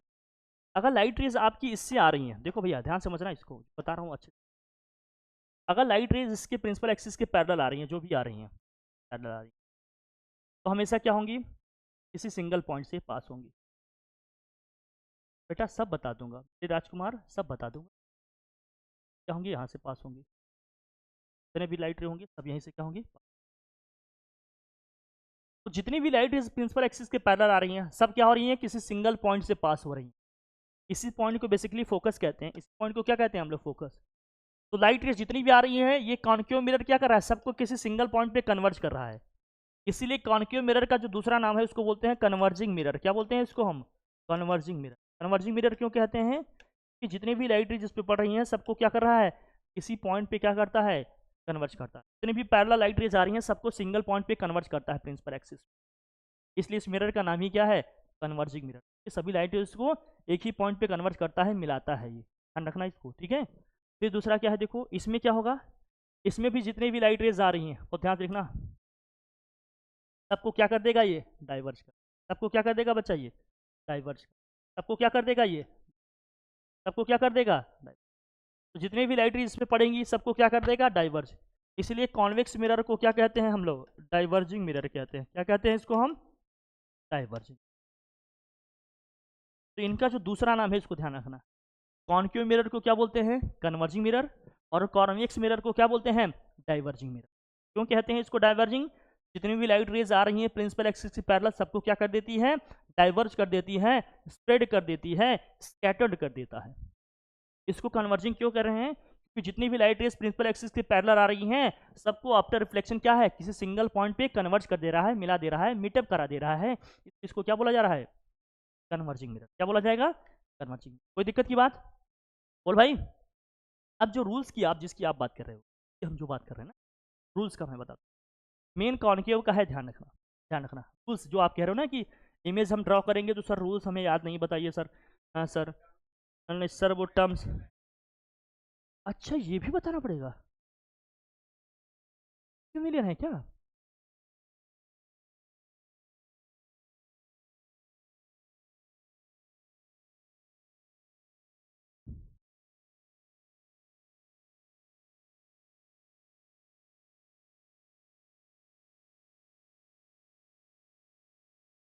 बेटा देख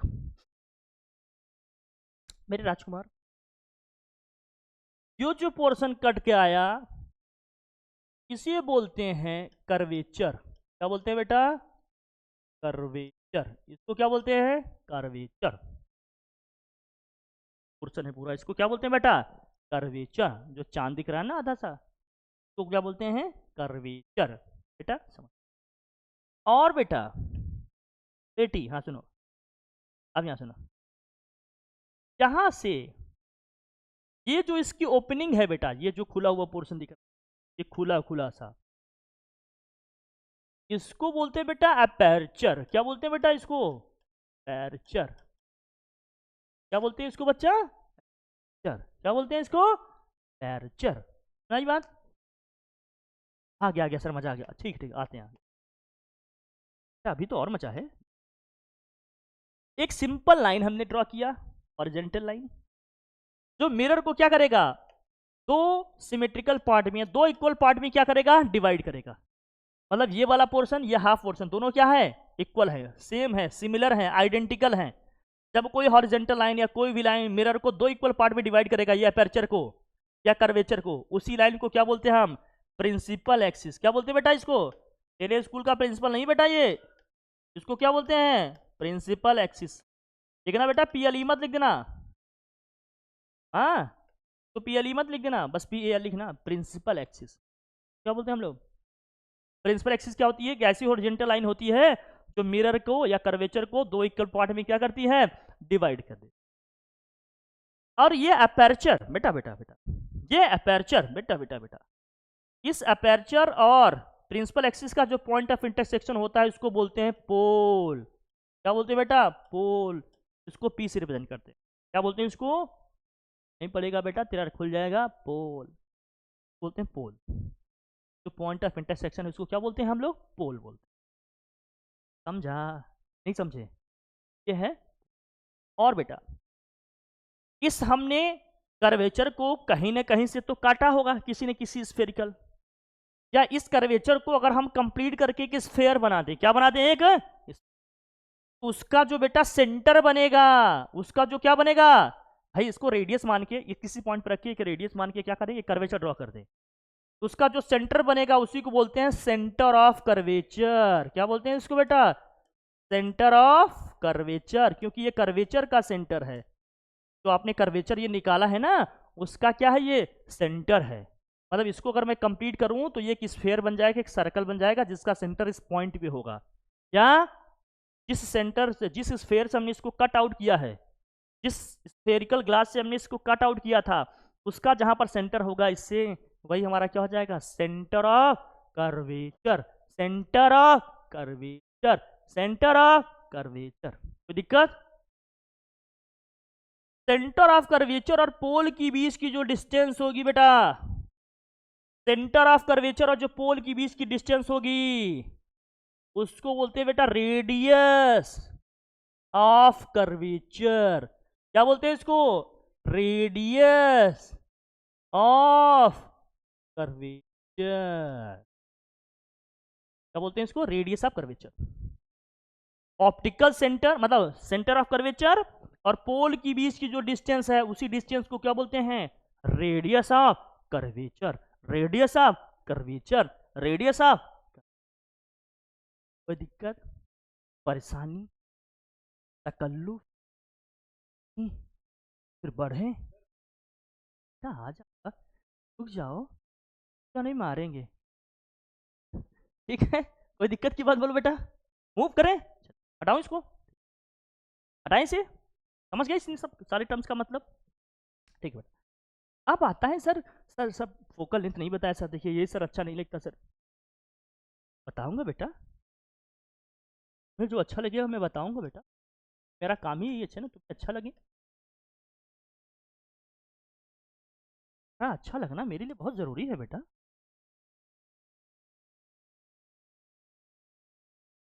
अब समझ बेटा, तू देखना ही चाहता देख, जब वो कोई पैरेलल लाइट रे मिरर पे स्ट्राइक करेगा, स्ट्राइक करने के बाद क्या होगा, वापस लौटेगा, प्रिंसिपल एक्सिस को जिस पॉइंट पर काटेगा, इंटरसेक्ट करेगा, मीट करेगा, इसी पॉइंट को क्या बोलेंगे, कस। क्या बोलेंगे बेटा उसको, कस। क्या बोलेंगे इसको, कस। पैरेलल लाइट रे मिरर पे पड़ने के बाद आफ्टर रिफ्लेक्शन जिस पॉइंट पे इंटरसेक्ट करेगा, मिलेगा, उस पॉइंट को क्या बोलते हैं, फोकस। क्या बोलते हैं, फोकस। क्या बोलते हैं, फोकस। तो ठीक है सर, कॉन्वेक्स का बता दीजिए, कॉन्वेक्स बता दीजिए। ठीक है, बता देंगे, उसका बता देंगे। कॉन्वेक्स में कैसे होगा बेटा, इसको किधर से पॉलिश करेगा, अंदर से कि बाहर से। अरे बेटा अंदर भी कर लिए, बाहर कितना करेगा, फेयर लवली लगाने से गोरा नहीं होगा बेटा। ये क्या समझ, मन को शुद्ध करो बेटा, सबसे बड़ी चीज जीवन में वो होता है। देख, इसको करेगा, अब ये लाइट रे क्या हो जाएगी, यहाँ से बाउंस बैक हो, क्या होगा ये। अगर इसको पीछे एक्सटेंड करें, पीछे इसको क्या करें, एक्सटेंड करें, तो कहीं ना कहीं क्या होगा, वर्चुअली आकर यहाँ एक्सटेंड करेगा। तो कॉन्वेक्स में वर्चुअली, लेकिन कॉन्केव में रियल। इसलिए कॉन्केव मिरर में जब भी इमेजेस बनेंगे वो रियल होंगे, जबकि कॉन्वेक्स में क्या होंगे, वर्चुअल होंगे।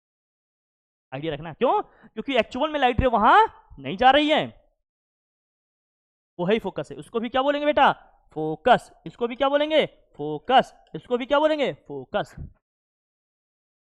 और ये तो बेटा पोल ही था तेरा, ये तो तुम्हारी पोल ही थी, क्या बोल। फोकस और पोल की बीच की जो डिस्टेंस होती है बच्चा, उसी को बोलते हैं फोकल लेंथ। क्या बोलते हैं इसको, फोकल लेंथ। इसकी किसकी बीच की distance, distance between focus and pole. Distance between जो फोकस और पोल होता है उसी को हम बोलते हैं फोकल लेंथ। तो distance between focus and pole is what, focal length. Focal length. कोई दिक्कत नहीं ना, नहीं ना सर। मूव करें, तेज बढ़े हम लोग, हटाओ इसको। फिर हम कहते हैं कि सर, सर एक रिलेशन था सर। कौन सा रिलेशन बेटा, सर सर मेरा रिलेशन। बेटा तुम्हारा क्या करूँगा जानकर मैं, यहाँ जाओ, मैं अपना जान रहा हूँ, तुम्हारा क्यों जानूँ। आओ यहाँ,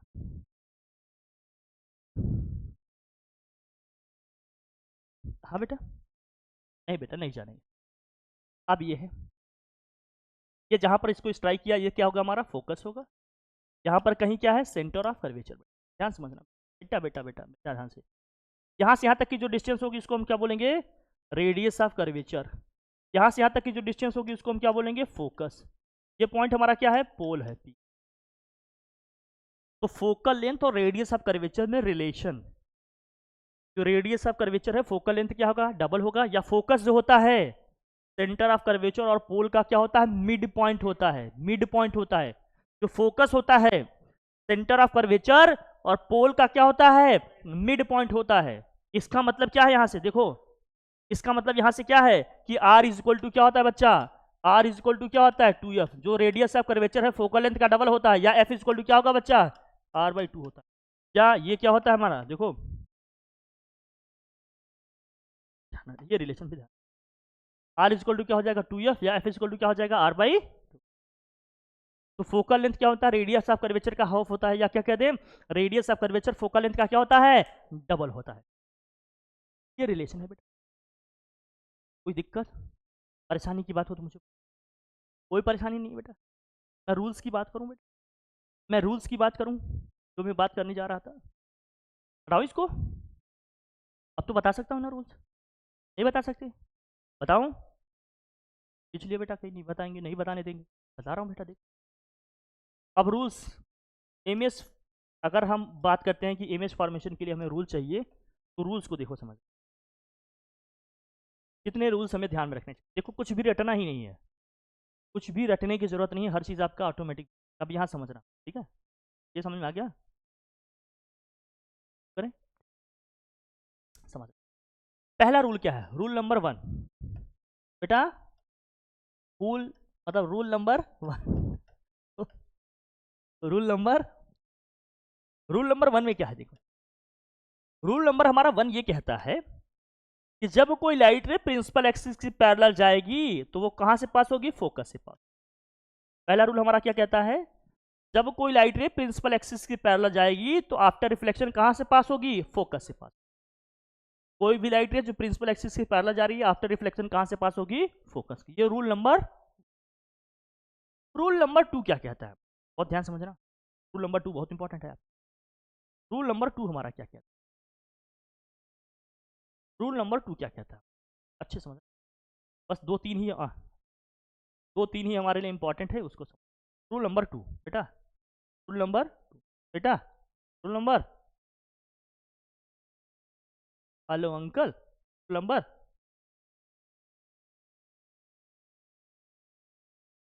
रूल नंबर 2 हमारा क्या कहता है, रूल नंबर 2 हमारा ये कहता है कि अगर तो कोई लाइट रे सेंटर ऑफ कर्वेचर से पास हो रही है, अगर तो कोई लाइट रे सेंटर ऑफ कर्वेचर से पास हो रही है, तो जिस पास से जा रही है सेम उसी पास से क्या हो जाएगी, बाउंस बैक।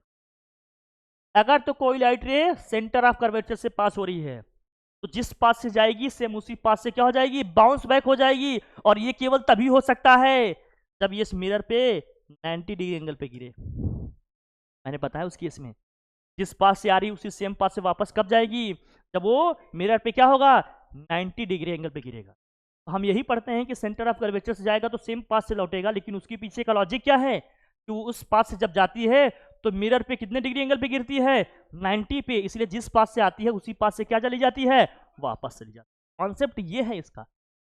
हम रट लेते हैं ना कि इसी से जाएगा इसी से आएगा, क्यों होगा, स्टार्टिंग में समझा था ना, 90 पे गिरेगा तो सेम पास से क्या हो जाएगा, बाउंस बैक। क्या समझने में कोई प्रॉब्लम आ रही है, यही मेन है, ध्यान रखना। बस मैं बता दूं, उसके बाद पैरेलल जाएगा फोकस से पास होगा, सेंटर ऑफ कर्वेचर से किया तो उसी सेम पास से क्या हो जाएगा, वापस हो जाएगा। क्यों, क्योंकि 90 पे गिरता। दूसरा समझना बेटा, तीसरे में क्या, रूल नंबर 3 इसमें क्या होगा बेटा, ध्यान समझना, ये भी इंपॉर्टेंट है। जब क्या होगा बेटा, जब कोई लाइट रे फोकस से पास होगा, कहां से पास होगा, फोकस से। जब कोई लाइट रे कहां से पास हो, फोकस से पास होगी। कहां से पास हो रही है, फोकस से, सेंटर ऑफ कर्वेचर से नहीं, फोकस से। तो आफ्टर रिफ्लेक्शन ये प्रिंसिपल एक्सिस के पैरेलल हो जाएगा। आफ्टर रिफ्लेक्शन प्रिंसिपल एक्सिस की क्या हो जाएगा, पैरेलल। बहुत ध्यान समझना है, पैरेलल था तो कहां से पास किया, फोकस से। फोकस से जा रहा है तो क्या हो रहा है, प्रिंसिपल एक्सिस के पैरेलल हो जा रहा है। हमारी बात तो कहेंगे रूल नंबर 1 और रूल नंबर 3 दोनों एक दूसरे के क्या है, रेसिप्रोकल है। दोनों एक दूसरे के क्या है, रेसिप्रोकल। एक में क्या था, पैरेलल जा रहा था तो फोकस से पास हुआ, देखो ना। एक में क्या हुआ, जब पैरेलल जा रहा था तो कहां से पास किया, फोकस से पास किया। दूसरे में क्या हो रहा है बताओ, फोकस से जा रहा है तो पैरेलल हो जा रहा है। दोनों एक दूसरे के क्या हैं, उल्टे हैं। इसी कॉन्सेप्ट को बोलते हैं रिवर्सिबिलिटी ऑफ लाइट बोलते हैं। क्या बोलते हैं बेटा इसको, reversibility of light, reversibility of light, इसी को बोलते हैं रिवर्सिबिलिटी ऑफ लाइट की वजह से। पैरेलल जा रही तो फोकस से जाएगी, फोकस से जा रही तो क्या हो जाएगी, पैरेलल, तो बोलते हैं रिवर्सिबिलिटी ऑफ। ये रूल नंबर 3 पहले में क्या पढ़े कि पैरेलल जा रहा है तो फोकस से जाएगा। दूसरा क्या था, सेंटर ऑफ कर्वेचर से जाएगा तो सेंटर ऑफ कर्वेचर से क्या हो गया, वापस हो गया सेम पास से। और तीसरे में क्या पढ़ा, फोकस से पास होगा तो आफ्टर रिफ्लेक्शन प्रिंसिपल एक्सिस के क्या हो जाएगा, पैरेलल हो जाएगा। और चौथा जो है वो हमारे लिए बहुत इंपॉर्टेंट नहीं है, वो क्या है कि जिस एंगल पे लाइट रे इस पे स्ट्राइक करेगी मिरर पे, सेम उसी एंगल से क्या हो जाएगी बेटा, बाउंस बैक हो जाएगी। सेम उसी एंगल से क्या हो जाएगी, ये angle of incidence equal to क्या होगा, एंगल ऑफ रिफ्लेक्शन। कोई दिक्कत की बात, इसकी हमें कोई खास जरूरत नहीं। इमेज फॉर्मेशन, जब इमेज हम ड्रॉ करेंगे ना किसी ऑब्जेक्ट की, तो इसकी हमें बहुत खास जरूरत नहीं। स्टार्टिंग की 3 की जरूरत है। 3 कौन से हैं, उन्हीं 3 रूल को यूज करके कोई भी रे डायग्राम ड्रॉ कर लेंगे, कुछ भी रटने की जरूरत ही नहीं है। पहला रूल क्या है, प्रिंसिपल एक्सिस के पैरेलल जा रही है तो फोकस से पास होगी। दूसरा क्या है, सेंटर ऑफ कर्वेचर से पास हो रहा है तो after reflection centre of curvature से जाएगा, सेम पास से जाएगा। तीसरा क्या है, फोकस से जा रहा है तो प्रिंसिपल एक्सिस के क्या हो जाएगा, पैरेलल हो जाएगा आफ्टर रिफ्लेक्शन। और चौथा तो हमारा ये था कि angle of incidence equal to क्या होगा, एंगल ऑफ, ऐसा। इसकी हमें कोई खास जरूरत नहीं है, इमेज फॉर्मेशन में इसकी कोई जरूरत। इतने रूल्स अगर आप ध्यान रखते हो तो इमेज फॉर्मेशन में कहीं आपको कोई दिक्कत आने वाली नहीं। इतनी सब कुछ चीज़ें पढ़ के रखो। इमेज फॉर्मेशन और न्यूमेरिकल्स इसके एक साथ करा दो। इमेज फॉर्मेशन कैसे होगा, रूल्स ध्यान रखना वो, और न्यूमेरिकल इसके साथ ले लेंगे, ये भी कल ही करा देंगे, ठीक है, ताकि ये अच्छे से कंप्लीट हो जाए। Okay done. आज जितना पढ़ा उतना समझ में आया कि नहीं, बोलो। सब कॉन्सेप्ट क्लियर हुआ कि नहीं, कोई डाउट कन्फ्यूजन तो नहीं रह गया, सारी चीज़ें क्लियर हो गई। डन, ठीक है भाई, thank you so much, bye bye, tata, take care, thank you.